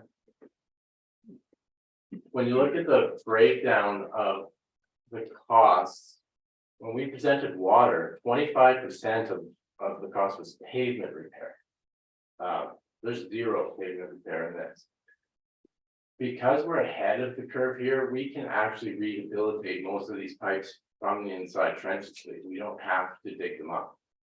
So the asset management plan shows us renewing a lot of these old pipes by pulling liners through them and that way extending their life. As long as we implement this as we can actually save all that digging up cost, which is significant because you can see the pie on the linear assets are the blue and the red. It's still 50% of our assets in the AAI. It's linear assets. The rest of it is the pump stations and the pumps. In the investment in those annually. But if we can pull this off or execute this, we won't be digging up a lot of the roads as a result. Next slide. Can I just ask, oh, sorry, Jen, if we did have to replace some of the pipes, is it possible to coordinate water pipes and electrical or whatever else needs to be done? You'd look at all of those at the same time if there was a stretch that needed several? Yeah, and that's one thing that has to be done between, well, as we pile on more and more plants. We have the water plan.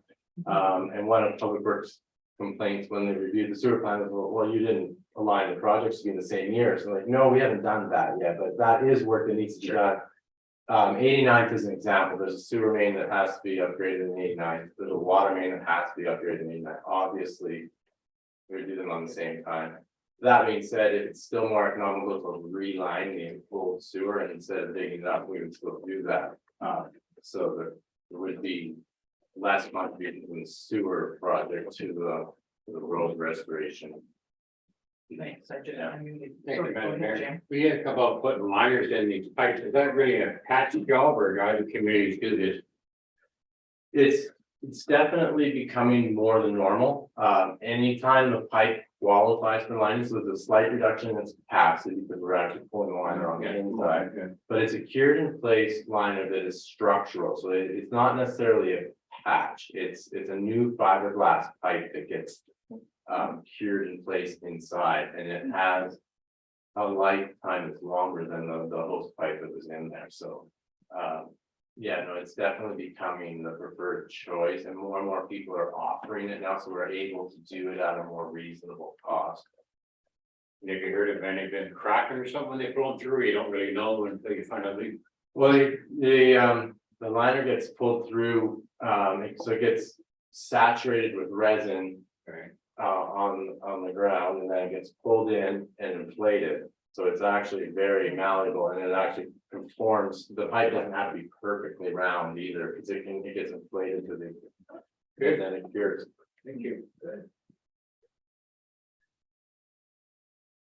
This just visually shows the red line is the AAI, the 1.3 million that we would calculate that we have to spend, and then the blue blips are kind of as the assets reach the end of their life. And this just shows that you kind of make a constant level of investment in your system, and then as you come along, you do projects. What we then try doing the implementation by later is take some of the blips off and spread them out into years where there aren't blips, so that we're not doing huge projects saying 2085 like that. We're doing them every year as we go along. Fine. And then the other lens that we look at here is that we don't need to build reserves for the sake of building reserves. So we want to make sure that we have an amount of reserves and that as we're building them with this $1.3 million a year investment, that we don't end up with them so high that there's not a slate of projects somewhere in the future that is going to take them. So we try and look at all these projects, how much we're putting into the reserves, and we look at whether or not we can justify investing slightly less to maintain an adequate level of reserves, but not building so high. Partly because a lot of these analysis, again, are 100-year lives of pipes. We don't know where the technology is going to be 100 years from now on how we're going to be replacing some of these pipes, or if we'll be replacing the pipes. So we don't want to make decisions necessarily to save money that won't be spent until 2080, but we do want to make sure that we are doing our part to save enough for the, for the next council and the council after that. So this would be what the reserve balance would look like if through the life of all of the assets that we currently have, if we did the $1.3 million a year investment. And what it does show you is that it is slightly too high. Like, we can't just by bringing this down, that the reserves peak at $30 million in 2073. But what I always try to do is I look at this model, because this is how the model works with all the assets, but I always just rein us back into the next 20 years, try and make a decision looking at the 20-year lens, not going all the way out to the year 2073, because that's just getting a bit too far. Oh, you already back up? No, that's fine. So, yeah, so we'll come back to that reserve balance, because what we do is we bring it together with the capital and our judgment on the numbers. But again, looking at the capital plan next. So what we do with the capital plan is we take the entire inventory that we put together of all the pipes. And just like water, we now have a very accurate GIS model of all of your pipes, where they are, how old they are, what the replacement costs. So we've also got three-dimensional information on your gravity sewers, so that we can put them into a model to model flow rates through them. We then look at your OCP and your projected growth, and we apply growth scenarios to all these pipes to see basically what breaks. So in 2023, I thought this was an interesting stat to put in the slide. So your sewer flow is the equivalent of 14,000 people.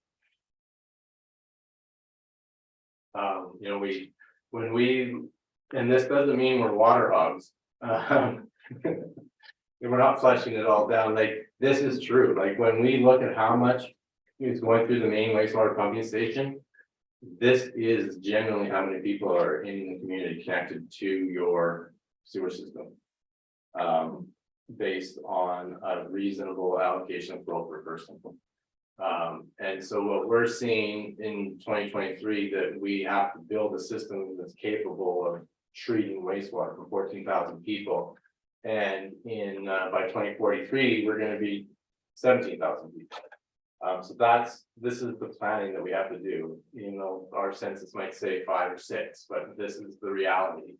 And so the main wastewater pumping station is going to have to handle 186 liters a second by 2043.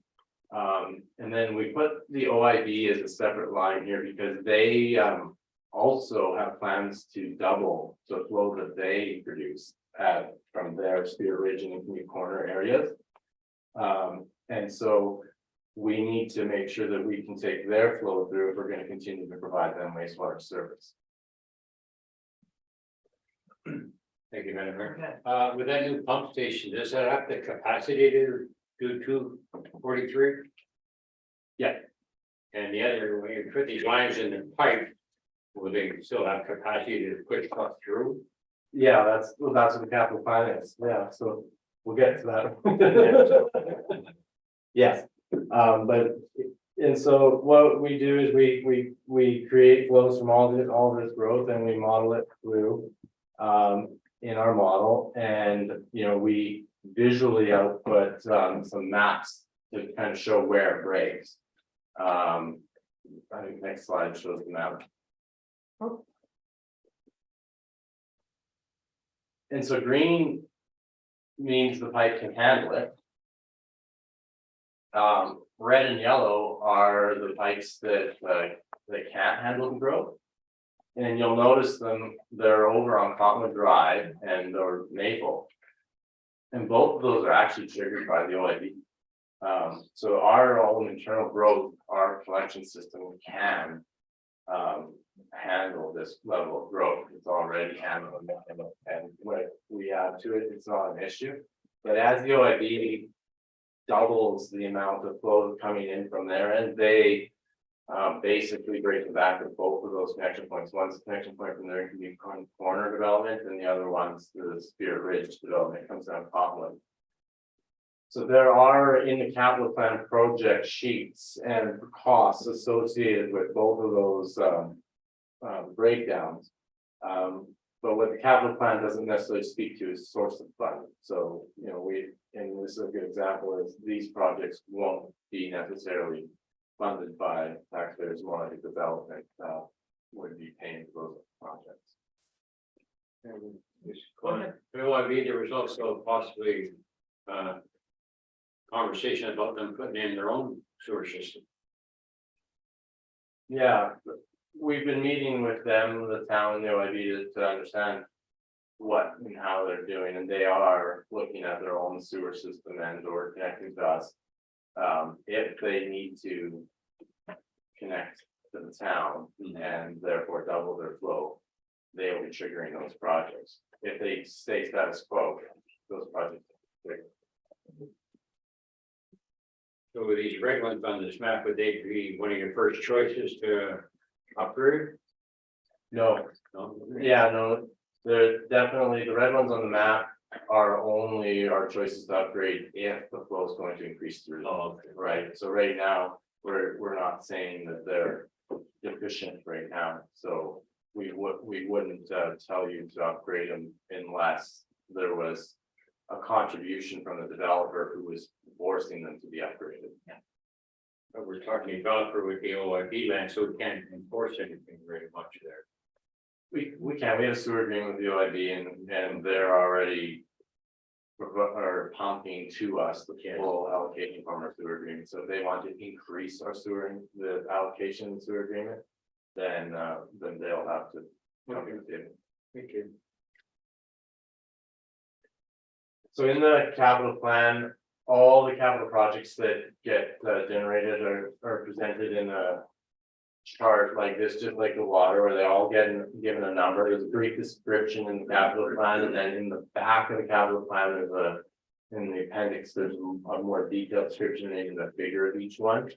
And so this is a listing of them. I've actually got a slide for each one. I'll quickly run through them.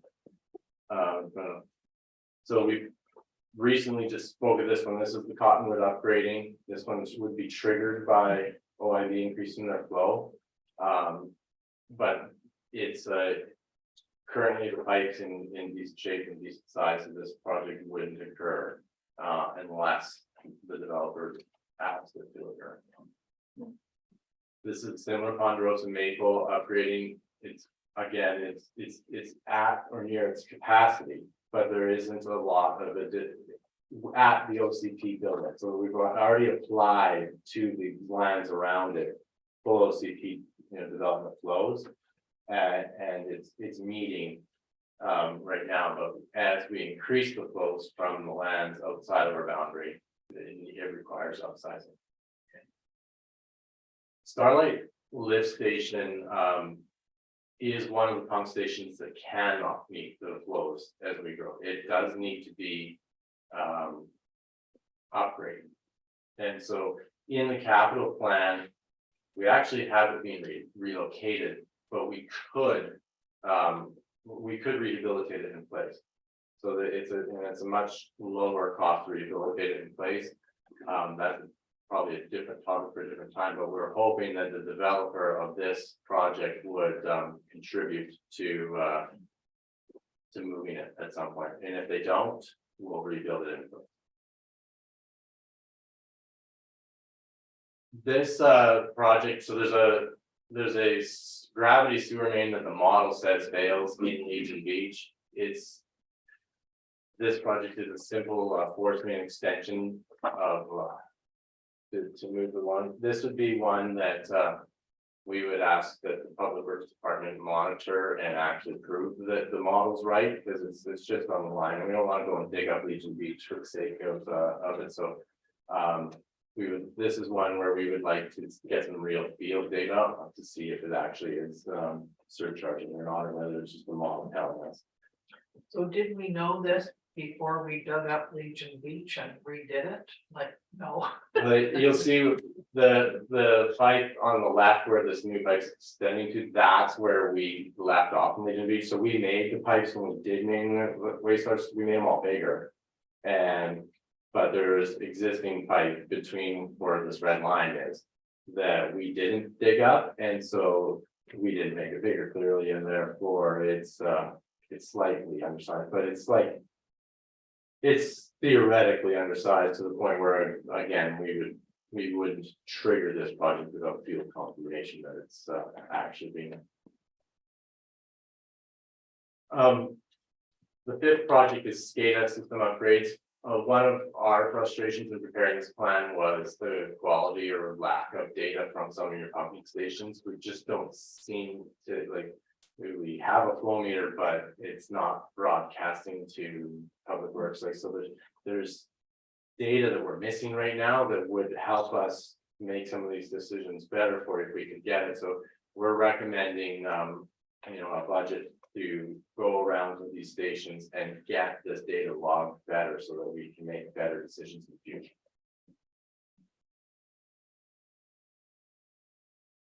Several of these projects are going to be at the wastewater treatment plant. This is a nice aerial image of the wastewater treatment plant. Cell 2 appears to need to be desludged already.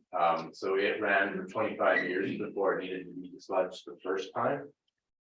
It's now been about 10 years and it has to go again. This is when it was originally built, it was sized as big as it is, and it was probably handling flow from the equivalent of 5,000 to 6,000 people. It has the capacity to keep going, but what's happening is the sludge builds up on it, and now we're limiting its capacity. We're gonna have to continually remove the sludge more frequently moving forward to keep these in their full operational respect or conditions. And so we'll talk about this wastewater treatment plant a bit further, but we do need to trigger an upgrade to the treatment plant at some point as well. And so there's going to be some debate on when we do that. Don't we have to do it because of the concerns that have just happened up there? That's all. The desludging we have to do. Yeah. Yeah, this next project, which is air piping upgrades. Again, it has to be done in that the existing air piping is leaking. It's a point of failure.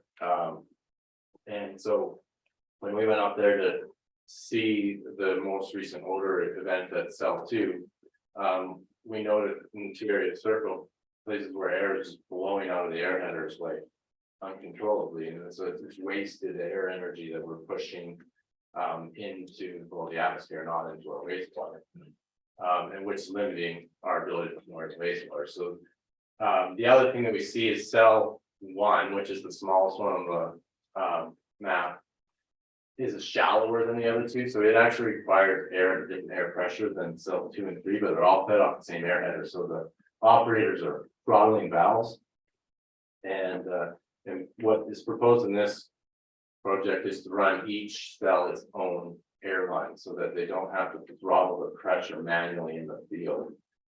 It would be to run a dedicated line to each cell that could run at its own pressure out of the blower building. Next slide. Metal smart covers. So this is a product that you buy and you basically remove the old metal cover, you put this one down, and it now monitors the flow in the pipe into the metal.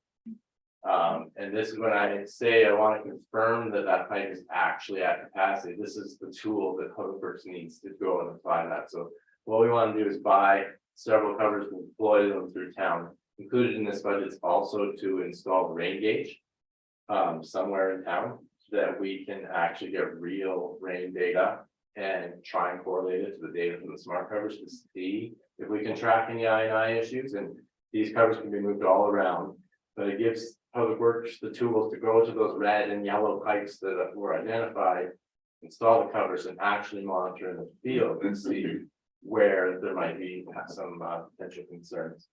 And not just have us triggering projects because the model says this will be confirming the model in the field.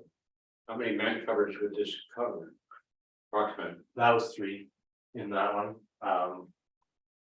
But definitely, 3 was what we recommend. 3. 60,000. The rain gauge, the weather station was a big piece of that. Yeah.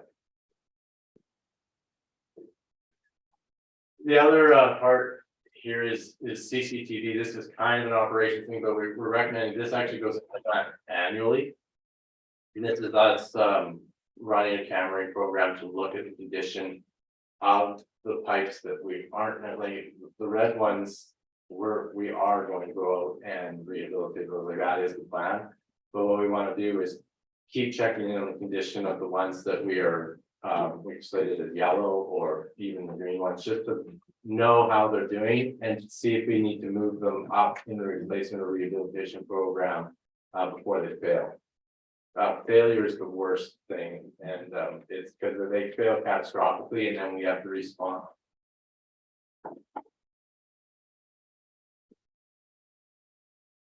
Several of our projects, when we discussed with Public Works, were around odors at the lagoons. One of the sources of odors that we found a couple of years ago now, I guess, was the force mains. We would get a call saying everything stinks at the lagoon again, and so we drive up there. And it wasn't the lagoon that's stinking at all. It was the main lift station's force main, where it dumps into the lagoon, was the actual source of the smell. We've had several sources of smell. This isn't the silver bullet, but we have in the past injected a product called Biomax into the satellite lift stations, and then that reduces the odor as it makes its way to the wastewater treatment plant.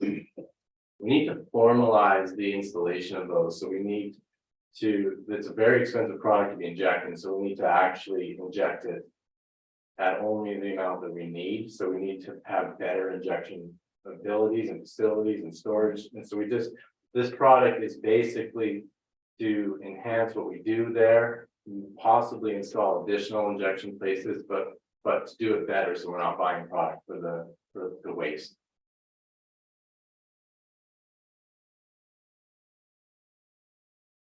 By about 2034, like near to the end of the plan, we have to enhance the treatment at the wastewater treatment plant. So when we say that to meet your current. And so we looked at the capacity of the plant, theoretical removal that you should get with the amount of air that we can pump in there, and we say that you can increase your flows this much, and these 3 lagoons can still provide that removal.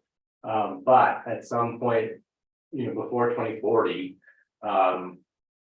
we need to enhance the treatment. And there's a report in the appendix of options to enhance the treatment, and several of them are less expensive than what's shown here, but several of them actually will increase the odor. And that's one thing I've heard is that's not an option. They decrease the odor.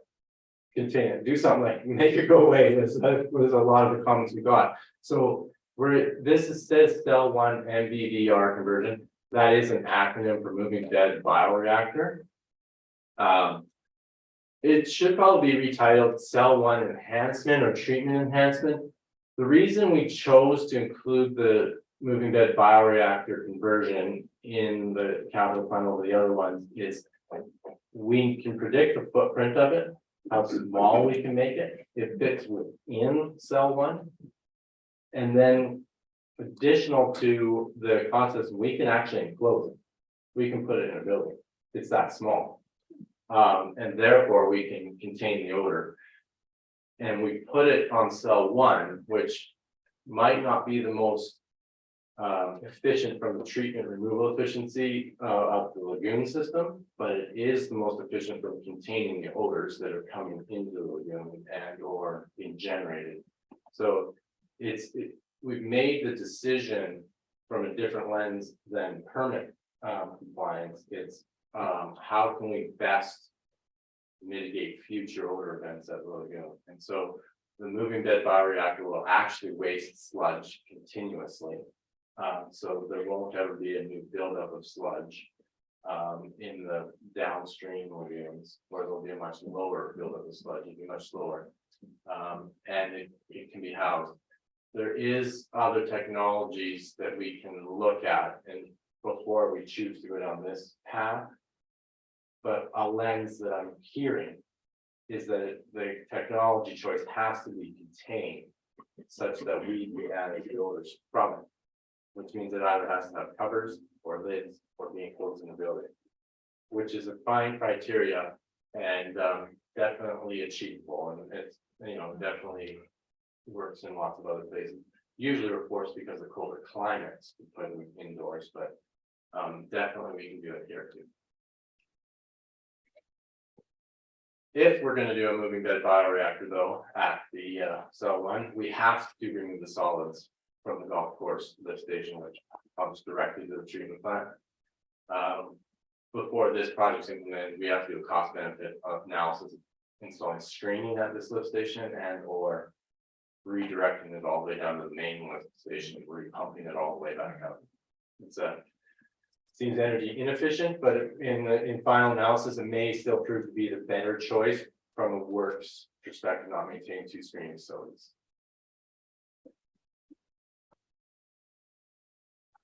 In this capital plan, we do not need to increase our reclaimed effluent storage. We don't, like the two storage one and storage two, which are the biggest of the ponds, are large enough to meet this growth that we're projecting.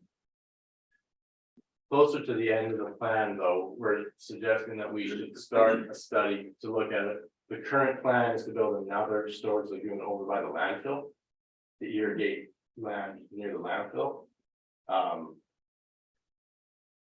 It'll be 2035 when we're talking about maybe creating more formal plans to do that. Lots of things will change about land tenure and land use and desert and habitat and all these things. So what we're saying is nearer to the end of this plan, we need to do a study to make sure that that's still what we're going to be doing with all of our reclaimed effluent. Because it might have to come with a different plan. But right now in this capital plan, our current practices work.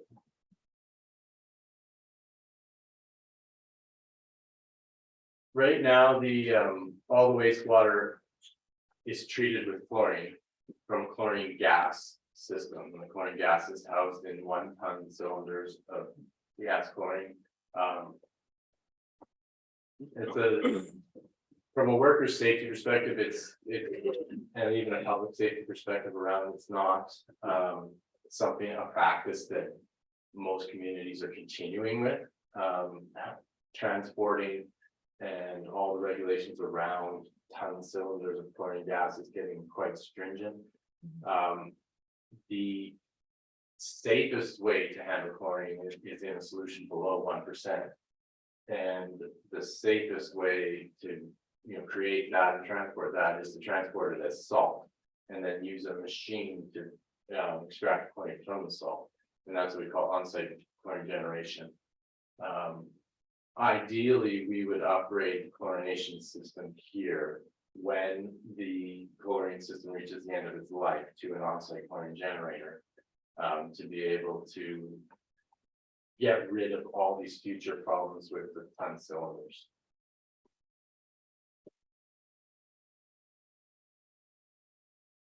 Chlorine is contacted, you can see that black square, just north of the solar panels.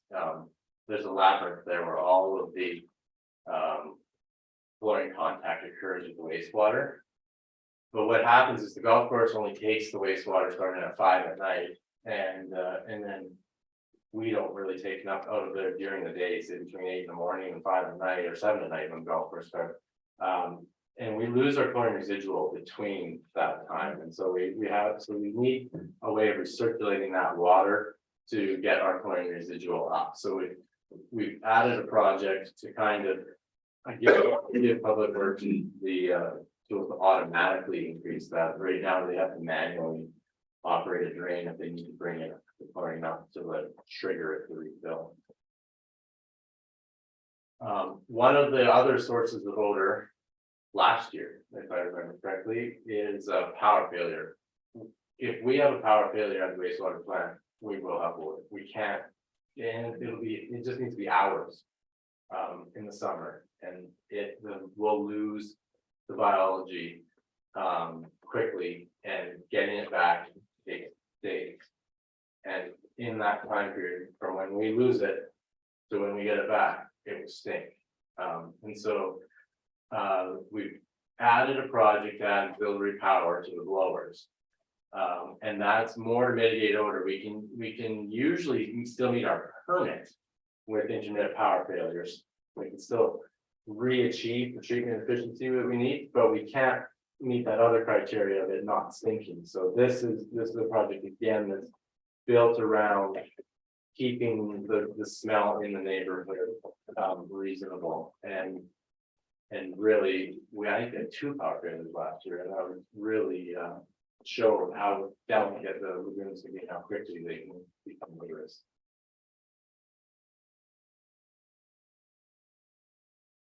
Another project in the plan, and again, it's not necessarily capital, it's just updating the plan. So within this thing we're showing, every 5 years we check in on the plan. One of the pipes that we discovered in our cammering already today, we have a significant amount of condition assessment of your pipes. And as we were acquiring data of depth and stuff of all the manholes, we found a manhole that was full of wastewater, and when we questioned Public Works, the answer was, oh, that was always full. Just has always been that way, right? So we did some additional studying and found that the pipes were actually installed at the wrong, at backwards grade, like they sloped the wrong way. And so Public Works has been dealing with their entire careers under the assumption that that is the way it's normal. So like this is a project we've added to go out and address that. It shouldn't be continued to operate that way. When we look at the next slides where we show the implementation of the capital plan, like I mentioned, cell 1 has to be enhanced by 2034. When we were reviewing this plan with staff, they kept asking us to move projects that could address odor earlier in the plan. That was key. And so when you see the implementation plan, you'll see that a lot of these projects are proposed earlier than they may need to be. But I think that actually, if we choose to go down that road, can be beneficial from synergy. Like we can find cost savings by finding complementary pieces to each of the projects. Whereas one, I had aeration improvements, I was including aeration improvements for cell 1. Well, if we are going to do a cell 1 enhancement sooner, we can probably save some costs. So what we've added to this, if we are going to choose to move cell 1 enhancement up in the capital plan schedule, we should probably do an overall design of the whole area at once to see which projects can overlap and can reduce the overall project cost. So then we move to implementation, where we combine the asset management projects and all these capital projects. What we try to do is try and provide orders for you, on how to schedule all these and reasonably provide our judgment on which ones should be done ahead of other ones from the lens that we have as engineers.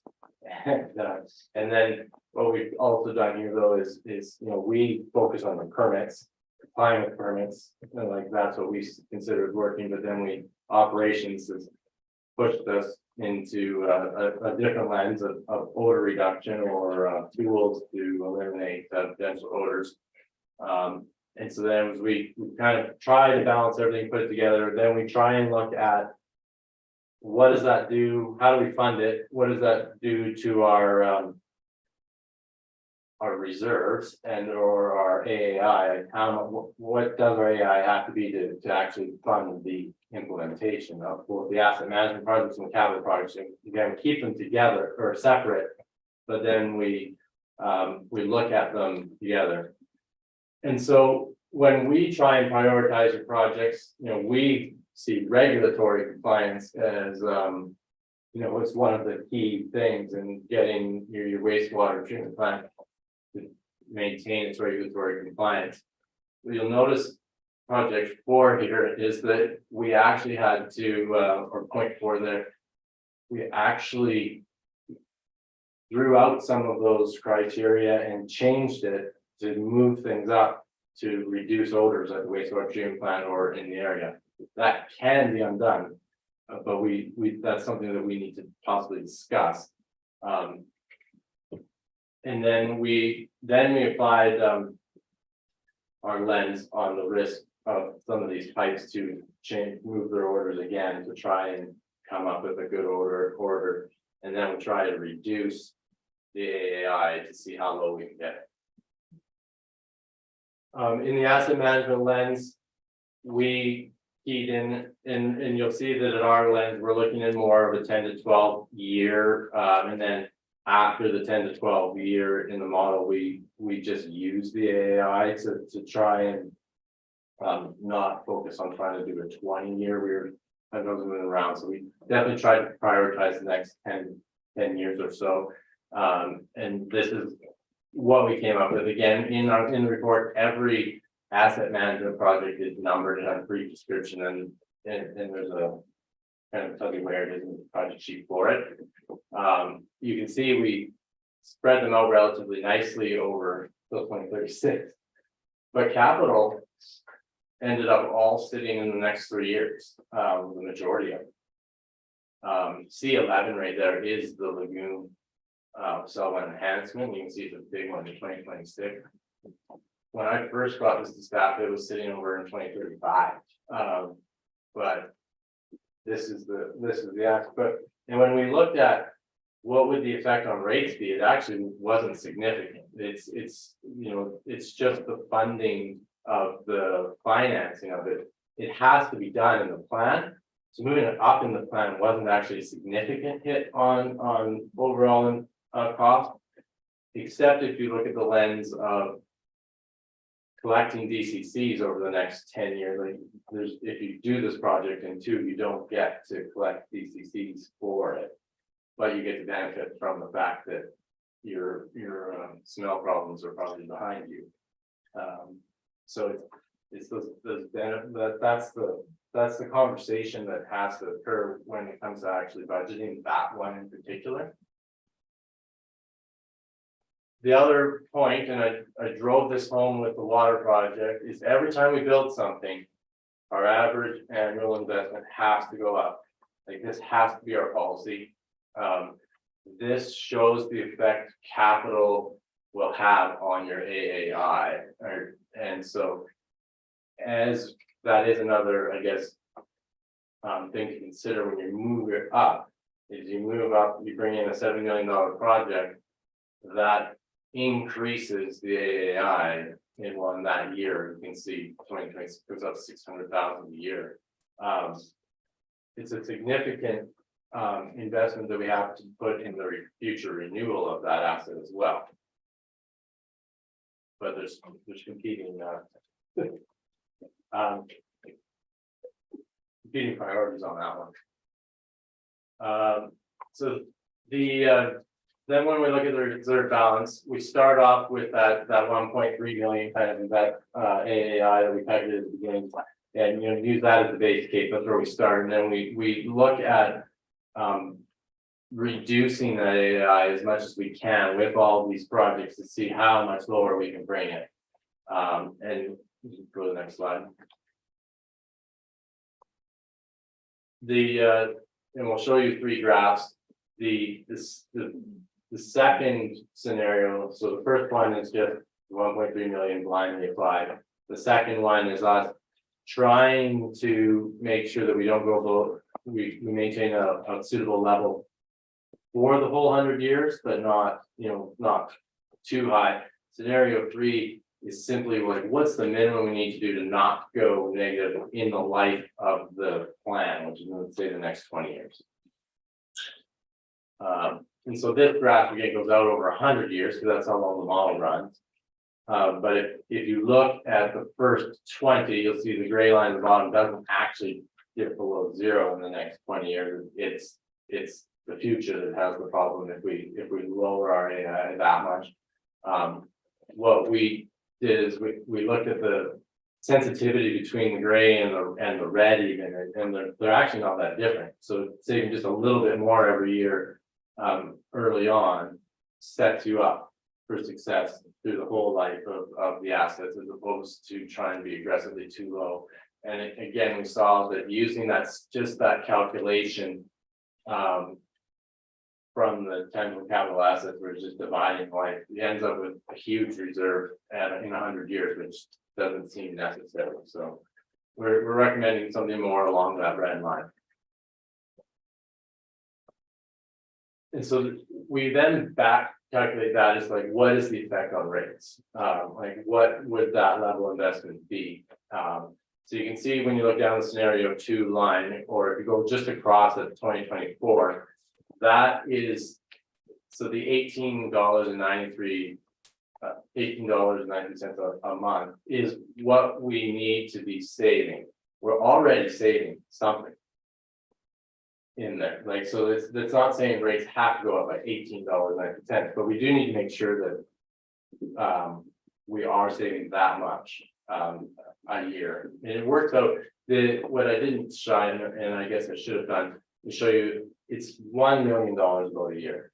And we took the 1.3 that we calculated earlier, and we bring it down to about $1 million. That's what we need to be putting towards these asset renewal projects every year. And that works out to $18. There is an amount in the current rate that is going to this already, so this is good. And then as we implement the plan, you can see the number goes up.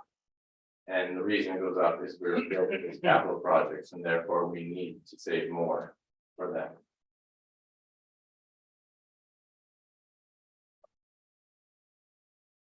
The implementation of the capital, it isn't as straightforward either, in that there's always source of funding for these projects. So this next part isn't as directly impactful on the actual rates, because several of these projects would be funded by other sources, whether it's developers, DCCs, grants. Like some of these projects won't be so. But we did the same thing. We assumed we borrowed all of the money in the 1 year that the project occurred. And then we looked at what would the effect on rates be if we just simply finance all of these projects in the current capital plan. And you can see the 2026 is where the big wastewater treatment plant project gets put in, and the cumulative effect on the rates for all the capital plan, which most of it happens 2024 to 2026 in the current plan, increases the rates by $17 a month. But that's, and again, it goes up to 23 in the end. Again, that's assuming all of it's funded by the ratepayers, which won't actually be the case. But then what we're doing is we're showing you the total kind of impact on rates for implementing both projects here. clearly finance, will have to work with us to actually put something in the budget, and come back to you with something real, but this is. Just showing you the order of magnitude of what we're talking about with the capital and asset management that's proposed.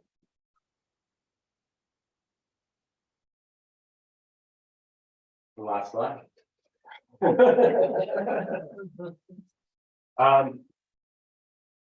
What we're trying to say is that, you know, we have to implement capital. Because we have to stay in front of the regulations. We can choose to implement capital earlier, for other reasons. We are in a great place from the asset management side in that we're not behind here. So if we can get onto this asset renewal, I wouldn't even call it replacement, it's actually renewal is what we're proposing for a lot of your linear assets. You're definitely going to be in a good spot. There's included in all that is replacement of pumps and spinning parts, but like, so that about 50% of it goes towards your linear asset, and what we're proposing to do is renew them. And then my point 3 here is that this has to be our new plans. Like every time we build something, we have to then think, well, what does this do to our AAI? Like, what do we have to, if we choose to do this project, what do we now start contributing to our reserves as a result of the project? So that has to be in kind of way of thinking in this book, in every town, but this town for sure. But yeah, Thank you very much, Ms. Brenda. You explained it very well, and it's very helpful to have this, and I'm thinking that we may need to apply for some more grants. We'll do that. Through your worship, yeah, there's some opportunities for something. Some of it there won't be opportunities, but we definitely will do our best to do what we can to leverage the dollars that we have available. Good. So I'm glad that you have identified that odor is a huge problem, because it's one of the biggest things that we get from, our phone calls. So and it seems like there's some ways that are available to mitigate that a little bit. So well done. Thank you very much. Does anybody have any questions? No? Sure.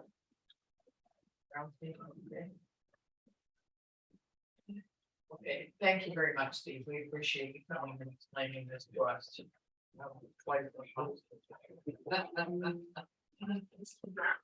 Okay, so we're going to move on to our staff reports. And I think we have community services first, Mr. Davis. Thank you, Madam Mayor. Before you is the second quarter report of the community services. I just wanted to identify a couple of highlights. During shutdown, the chiller was installed, and I wanted to thank our arena staff who worked tirelessly to assist in the installation. We're actually up and running as of yesterday. We received a couple of positions through the Canada Summer Jobs Program. Originally, we did not get funding, or we didn't have the ability to fund, but we did eventually get to for a summer program. The Cactus Kids Summer Camp. We started at the end of June, and we've been getting record numbers this past summer. We released a request for proposal for the Child Care Needs Assessment Plan, and this will be finalized this week. We installed a new story walk. Zoe and the Fawn was installed along 87th Street up towards the elementary school. And the St. Garden at the Pioneer Walkway was completed. And just to give you an idea of our total facility rentals for the quarter, we had 166 rentals just within the facility at the Sonora Center.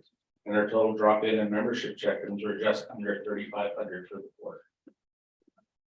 Great. Thank you very much.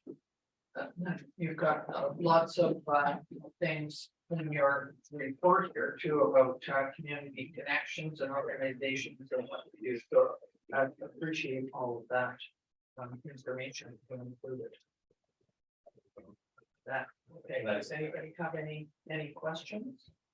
For Davis? Okay, well, thank you so much for this. I'm gonna keep this because I don't want this thrown out. Well, I really want to keep it in mind. Take it out. She usually cleans out my binder, Ms. Robinson, but I want to keep these. So thank you very much. And I'm sorry you had to sit here all morning just to get that report, but it was probably interesting. That was very good. Yeah, so it was really interesting. Yeah, go I ahead. just see in your report that a lot of leases come due this year. Are you working with all the groups, moving forward with them leases? Yes, we are. Thank you. Very organized. Thank you very much, Mr. Davis. Thank you. Okay, next we have corporate services. Thank you, Mayor. So I'll just highlight a few of, corporate services. So I'm gonna just quickly highlight bylaw. Animal control was down, but as you can see, park enforcement and traffic was up for the second quarter. We are working with the chamber, on the downtown traffic, and so we will be continuing to communicate with them some of the concerns that we have heard from the residents and businesses. And I believe they are working on some communication strategies with the downtown businesses. I'm happy to say that our capital project, Meadowbrook, has been fully implemented, which means we are fully online now with our timesheet. Amy brought in a great stat, which is the Osprey cam. And so we just kind of thought that was a fun one. It had 14,181 views during the second quarter, with 2,818 different viewers. So Wow. that just shows the reach that that camera has. I'm happy to be presenting my one council strategic plan update, which will be the communication plan, which is later on during the committee level. And finally, I just want to highlight that corporate services, especially Ms. Robinson, has been very busy with FOIPA requests, which are freedom of information requests. And that has increased over double. So she's had 7 during the second quarter. So that has taken up a lot of staff time. And I just want to thank my team for the great work in the second quarter, and they're hard at work during the third. So thank you very much. Thank you, both of you, for this. And it's very interesting to have all these graphs and look at all of the concerns and comparisons. So thank you very much. Anybody have any questions? Okay, well, thank you. Thank you for all the work you guys do. So Fire Rescue. Fire. Through you, Mayor, to rest of council, you have my quarterly report from April 1st to June 3rd. I was wondering if you had any questions in relation to it. Like it was pretty good. I just understand that several of the firefighters were at Tim Hortons the other day, helping out with Camp Day. Am I correct? Yes, we did do that just last week, helping out for the Camp Day. One of the highlights I would like to illustrate is one of our family membered firefighters between Mr. Pitcher and Mrs. Pitcher. We selected one of the candidates from the school to go on to camp at night, and she spent a week in the boot camp in Creston, and it was one of the first times that Soyuz has sent someone to Camp Ignite, which focuses on team building with females, potentially looking at the fire services part of profession. And she is a lady of few words, but she had nothing but positive things to say about it, and it was really a privilege to be able to spend some time talking about the impacts that it had for her. Oh, that's great. I hope that more people will take advantage of that. Yeah, go ahead, Ken. Thank you, Mayor. On your chart, you say gas stations, is that houses or cars? Most of the cases, it is natural gas leaks of residential structures or industrial structures. So then you get called out, then you gotta call Porter's or somebody to act on, or? Yeah, usually there is a service that not a lot of people know. It's called Before You Dig. And they are not utilizing the service and digging on the property And a contractor or a business owner will tag the line, which causes a little bit of concern to the community. When you say public service, what does that relate to?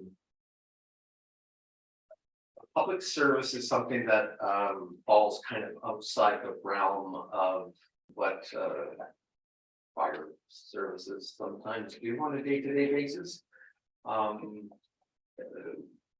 Getting somebody that can't get out of their tub, a cat out of a tree. You accidentally lock your child in a car and you can't get them out. It's those public assists. That will go out. Thanks. Thank you very much. Anybody else? No, we're good. Thank you, Chief Partner. Financial Services Department. Mr. Zackel. Thank you, Mayor McCordoff. So you've got my quarterly report with the comparable numbers.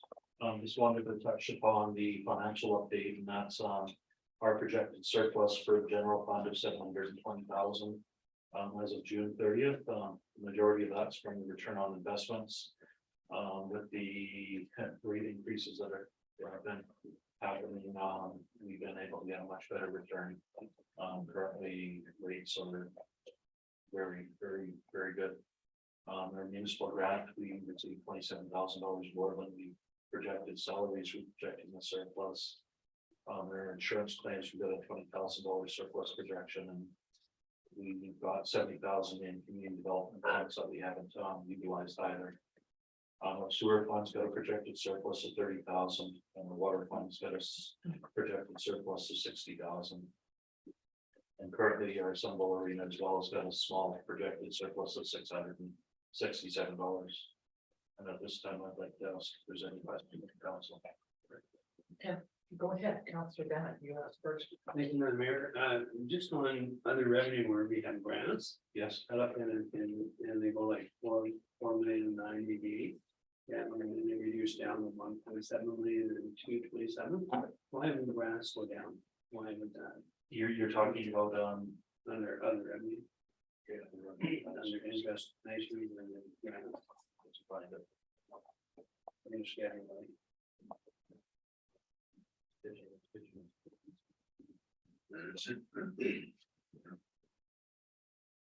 oh, you're talking about, that's the 5-year financial plan. So that's not what I was talking about on here. Oh, okay. That's for a regular meeting that we're gonna talk about. Okay. Oh, my God. Okay. Sorry. I just see that. Yeah, no, I didn't explain that. Finance is finance. Yeah, and ultimately what that would be about is on the financial plan amendment, there was some changes to the financial plan.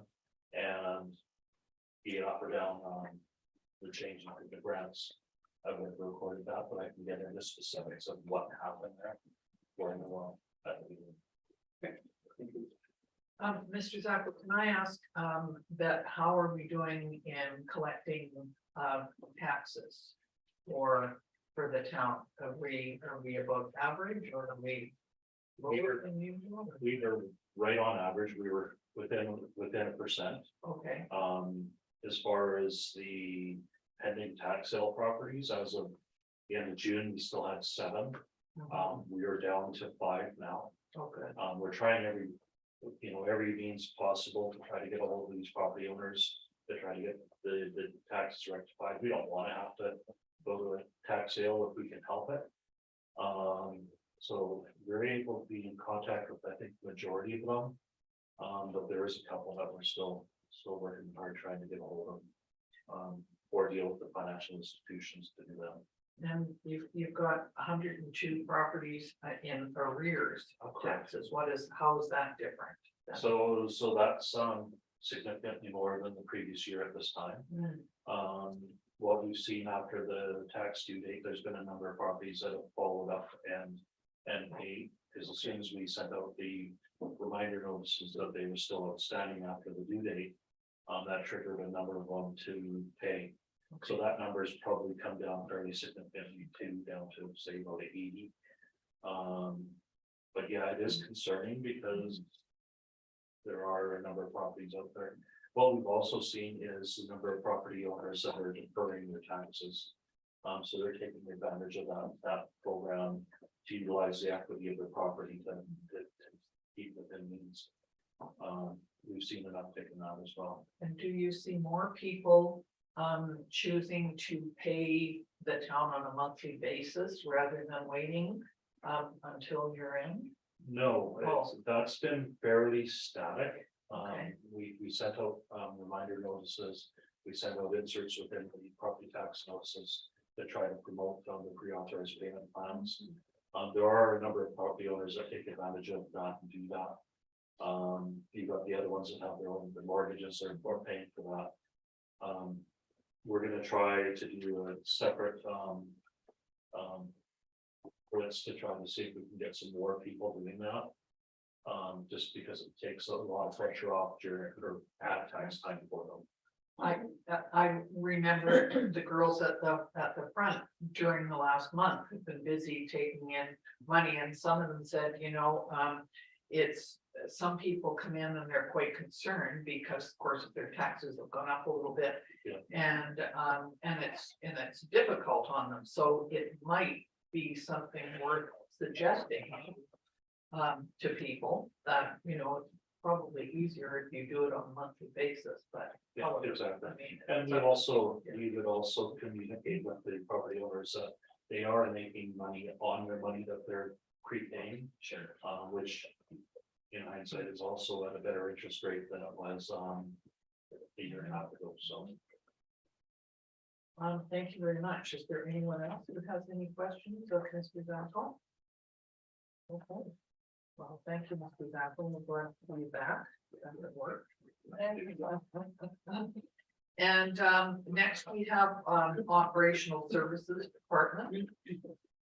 Mr. Brownstein. Thank you, Your Worship. I'm just gonna highlight some things, ongoing domestic water demand, as you can see from April to June, we've almost pulled our water production within the community.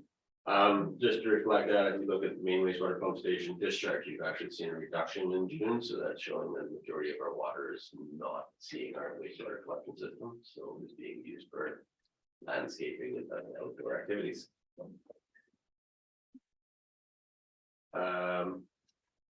Affluent irrigation use, again, as the summer moves on and the golf course is trying to keep things green, you noticing that our discharge volumes are going up and up and up. Total agriculture irrigation, so this is the agricultural systems north and south of town. Again, we had a massive production increase, but again, this is difficult. That facility. Kilometers of road swept. April is usually our spring cleanup time, that's why you see an excessive amount of kilometers in that month, and then we continue with our routine maintenance. May and June.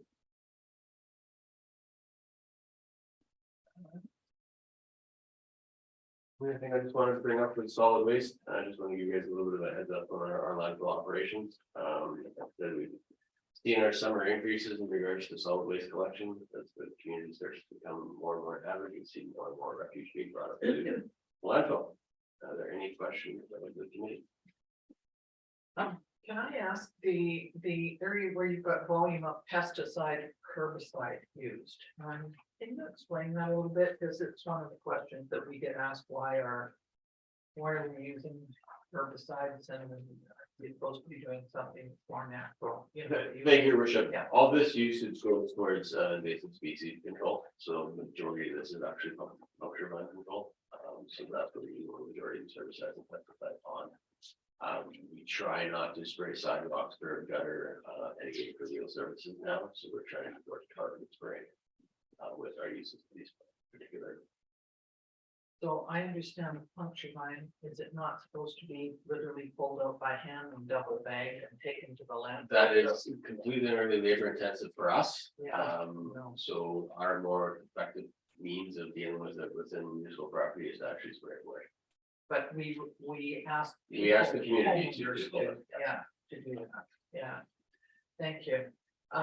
No, I thank you very much for your presentation, because and all of them have been really, really good, really easy to understand and very helpful. So I appreciate it. Anybody have any questions? Can you tell me where the Desert Sun building is? That's the one next door. That's called Desert Sun. As far as I know. Is that right, eh? I just thought you might have meant Desert Park, so we don't do Desert Park. That's not included in your list of facilities. That's not a facility that's maintained by the Operations Services Department. Thank you. I didn't know it was called Desert Sun. It was they used it for interior health, wasn't it, for years and years, wasn't it? So Desert Sun Counseling Research Center uses that building. That's fine, okay, got it. Thank you very much. Anybody have any questions? No, we're good. Thank you, Mr. Brownstein. Planning and development, Ms. McKay. Thank you, Mayor McCordoff. So as you can have a quick review of my report here, and obviously we continue to be very busy in the department. A couple of highlights, of course. We had representatives from Urban Systems here this morning. We continue to work on the zoning bylaw update, Shoreline update and short-term rentals, and of course, we're fielding a lot of phone calls about that project as well. Of course, you've seen all the scooters in town, so we have moved forward with the pilot program in that area. I think generally you look, everything is sort of is generally as it usually is with respect to issuance of business license, et cetera. A couple quick things to point out. When we look at the sort of the council approved the summary residential units, you'll notice that that very bottom number is actually gone down right now. That's because some are falling off because they've been completed. So this is ones that are still in the works. Or some of them are on hold due to the economic conditions right at a particular moment. I will point out though that the apartments at the 5601 Lakeshore Drive are proceeding, so we're anticipating that those will be available for rental next year, as well as the 40 units on knife or on 89. So that's good news. Looking at the building permits for the second quarter in comparison to previous years, pretty much right on target. I'll note that in 2021 interior and exterior alterations were up 311 that particular year. I would say that's partly due to the fact that people couldn't leave their homes, so they felt they might as well be working on them. I'm assuming. Again, very busy with interactions in the department, as you can see in the final pages. Lots of phone calls, lots of emails, lots of walk-ins, which is pretty typical. Lots of inquiries. So we'll just see if there's any questions. Go ahead, Councilor. Thank you, Mayor. I got kind of a silly question. You identified 4 food trucks, but you only mentioned 3. So is there a 4th? There is a fourth. The fourth one is on private property. Oh. I Okay. believe it is mentioned in here. There's 2 down at Gyro Park. There's just one at the one. Pillow. And then there's the final one is the Pit Stop Smokery, which is on the private property. Can I ask, I think in your capital projects, you're looking at strategic park planning. Would that be Gyro Park? That's overall park planning. We keep bringing it back to overall so that we will be doing the charrette about Gyro Park, but we're looking, Director Davis and myself actually have a meeting today to get ready with our RFP on that. So might it happen in 2023? No, we're going to do it this fall, yes, that was always the intention. Thank you, Mayor McCoy. Just to clarify, we want to make sure that it's not the busy season so that stakeholder representatives, for example, from Destination Associates, et cetera, will be able to participate, but some of our part-time residents will still be there. Thanks so much. Thank you. Go ahead. Yeah, thank you, Mayor. And that's 2 sort of different projects, like the charrette for one specific park, and then there's a master plan for the whole town. So it is lumped into one project, but there's 2 components to it. We like to think about looking at the overall opportunities for facilities throughout the community. With the hope that when we do the charrette, people will understand that not everything that everybody wants is going to fit into that one park. Does that mean that I'm gonna get my outdoor fitness equipment. It's been 12 years I've been working. It's on the list. You gotta change the weather station first. No, I've given up on that. Too much. Okay, thank you. Thank you, Ms. McKay. There's no other questions. We'll go on to Mrs. Gilson, the communication strategy. Thank you, Mayor Porter. I'm just gonna highlight a few items from the strategy. It outlines 3 different audiences, which would be external communication, internal, as well as media relations. And we identified 4 communication values and goals, which is meaning accessible, accurate, consistent, and timely. The communication strategy also outlined key objectives for each one of the stakeholders, so external communication, internal, and media relations.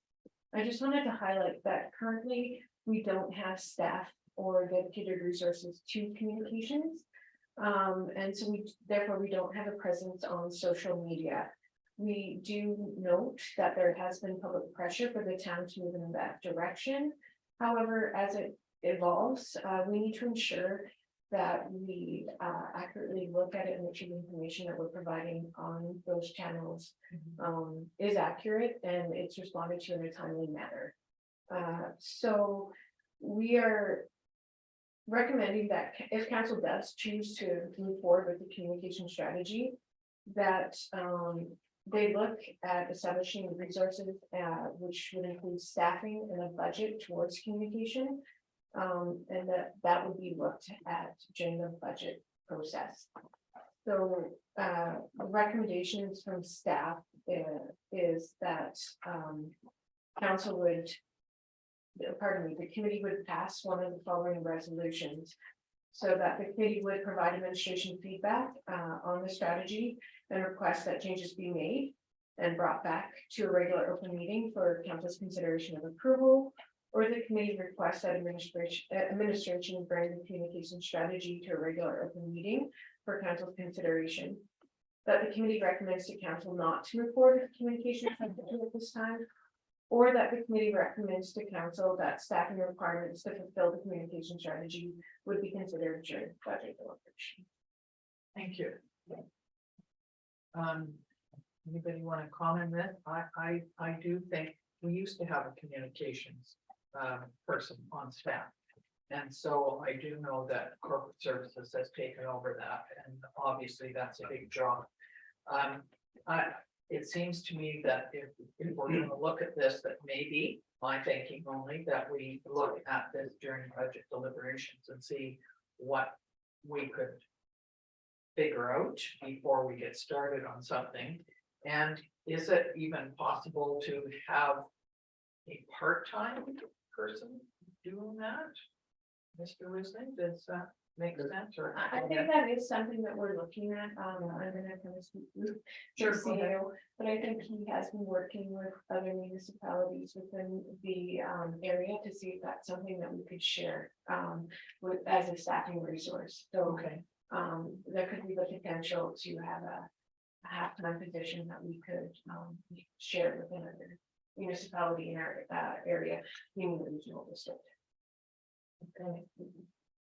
Council, what do you think? Anybody wanting to suggest one of the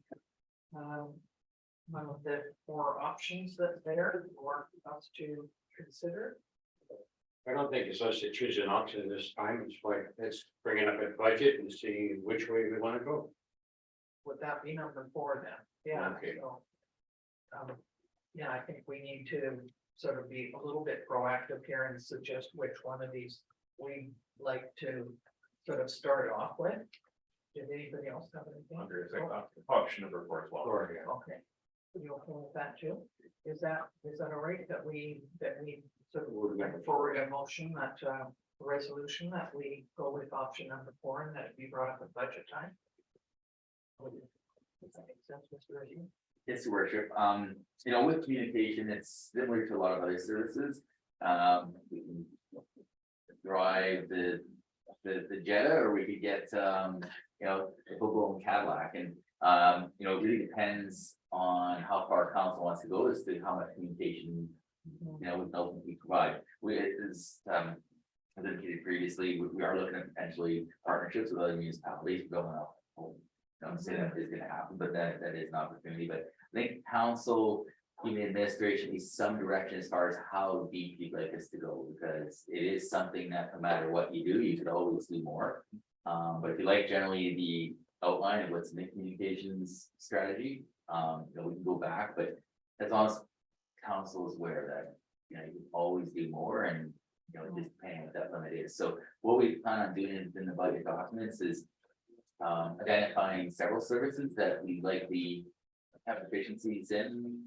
We talked a lot about asset management, we talked about OH&S, we talked about all kinds of things. And so what we plan on doing in this budget is identifying, here's some deficiencies that we've identified, and if council so chooses, only we go 50,000 communications and we go and get a half-time FD, or potentially contract out partner, or maybe partner. So what I'm trying to get at here, it's something that how much you invest in it, how much you're gonna get out of it. Secondly, during the budget process, unless council gives direct feedback today, or the whole indicates that no, we want to include it right in the budget process. This is almost somewhat of a done deal, or a motion should go to council saying, let's just do it, incorporate the budget. What we are planning on doing is giving you a shopping list of potential services you may want to enhance. Thank you. Okay, so to me, that's okay with number 4, that sort of says that we're willing to go forward on it and have it considered in budget, okay, whatever you come back with. Did you want a motion on that? Yes, I believe I already had one, and it came, and Councilor Potter. Okay, so we just vote on that, all in favor? Thank you very much. Okay, thank you for doing that. I think we've come to the end. Can't do that with one drunk here. Well, so you guys are gonna have to do it then. Are we having a termination? Yeah. Councillor King, Councillor Potterico.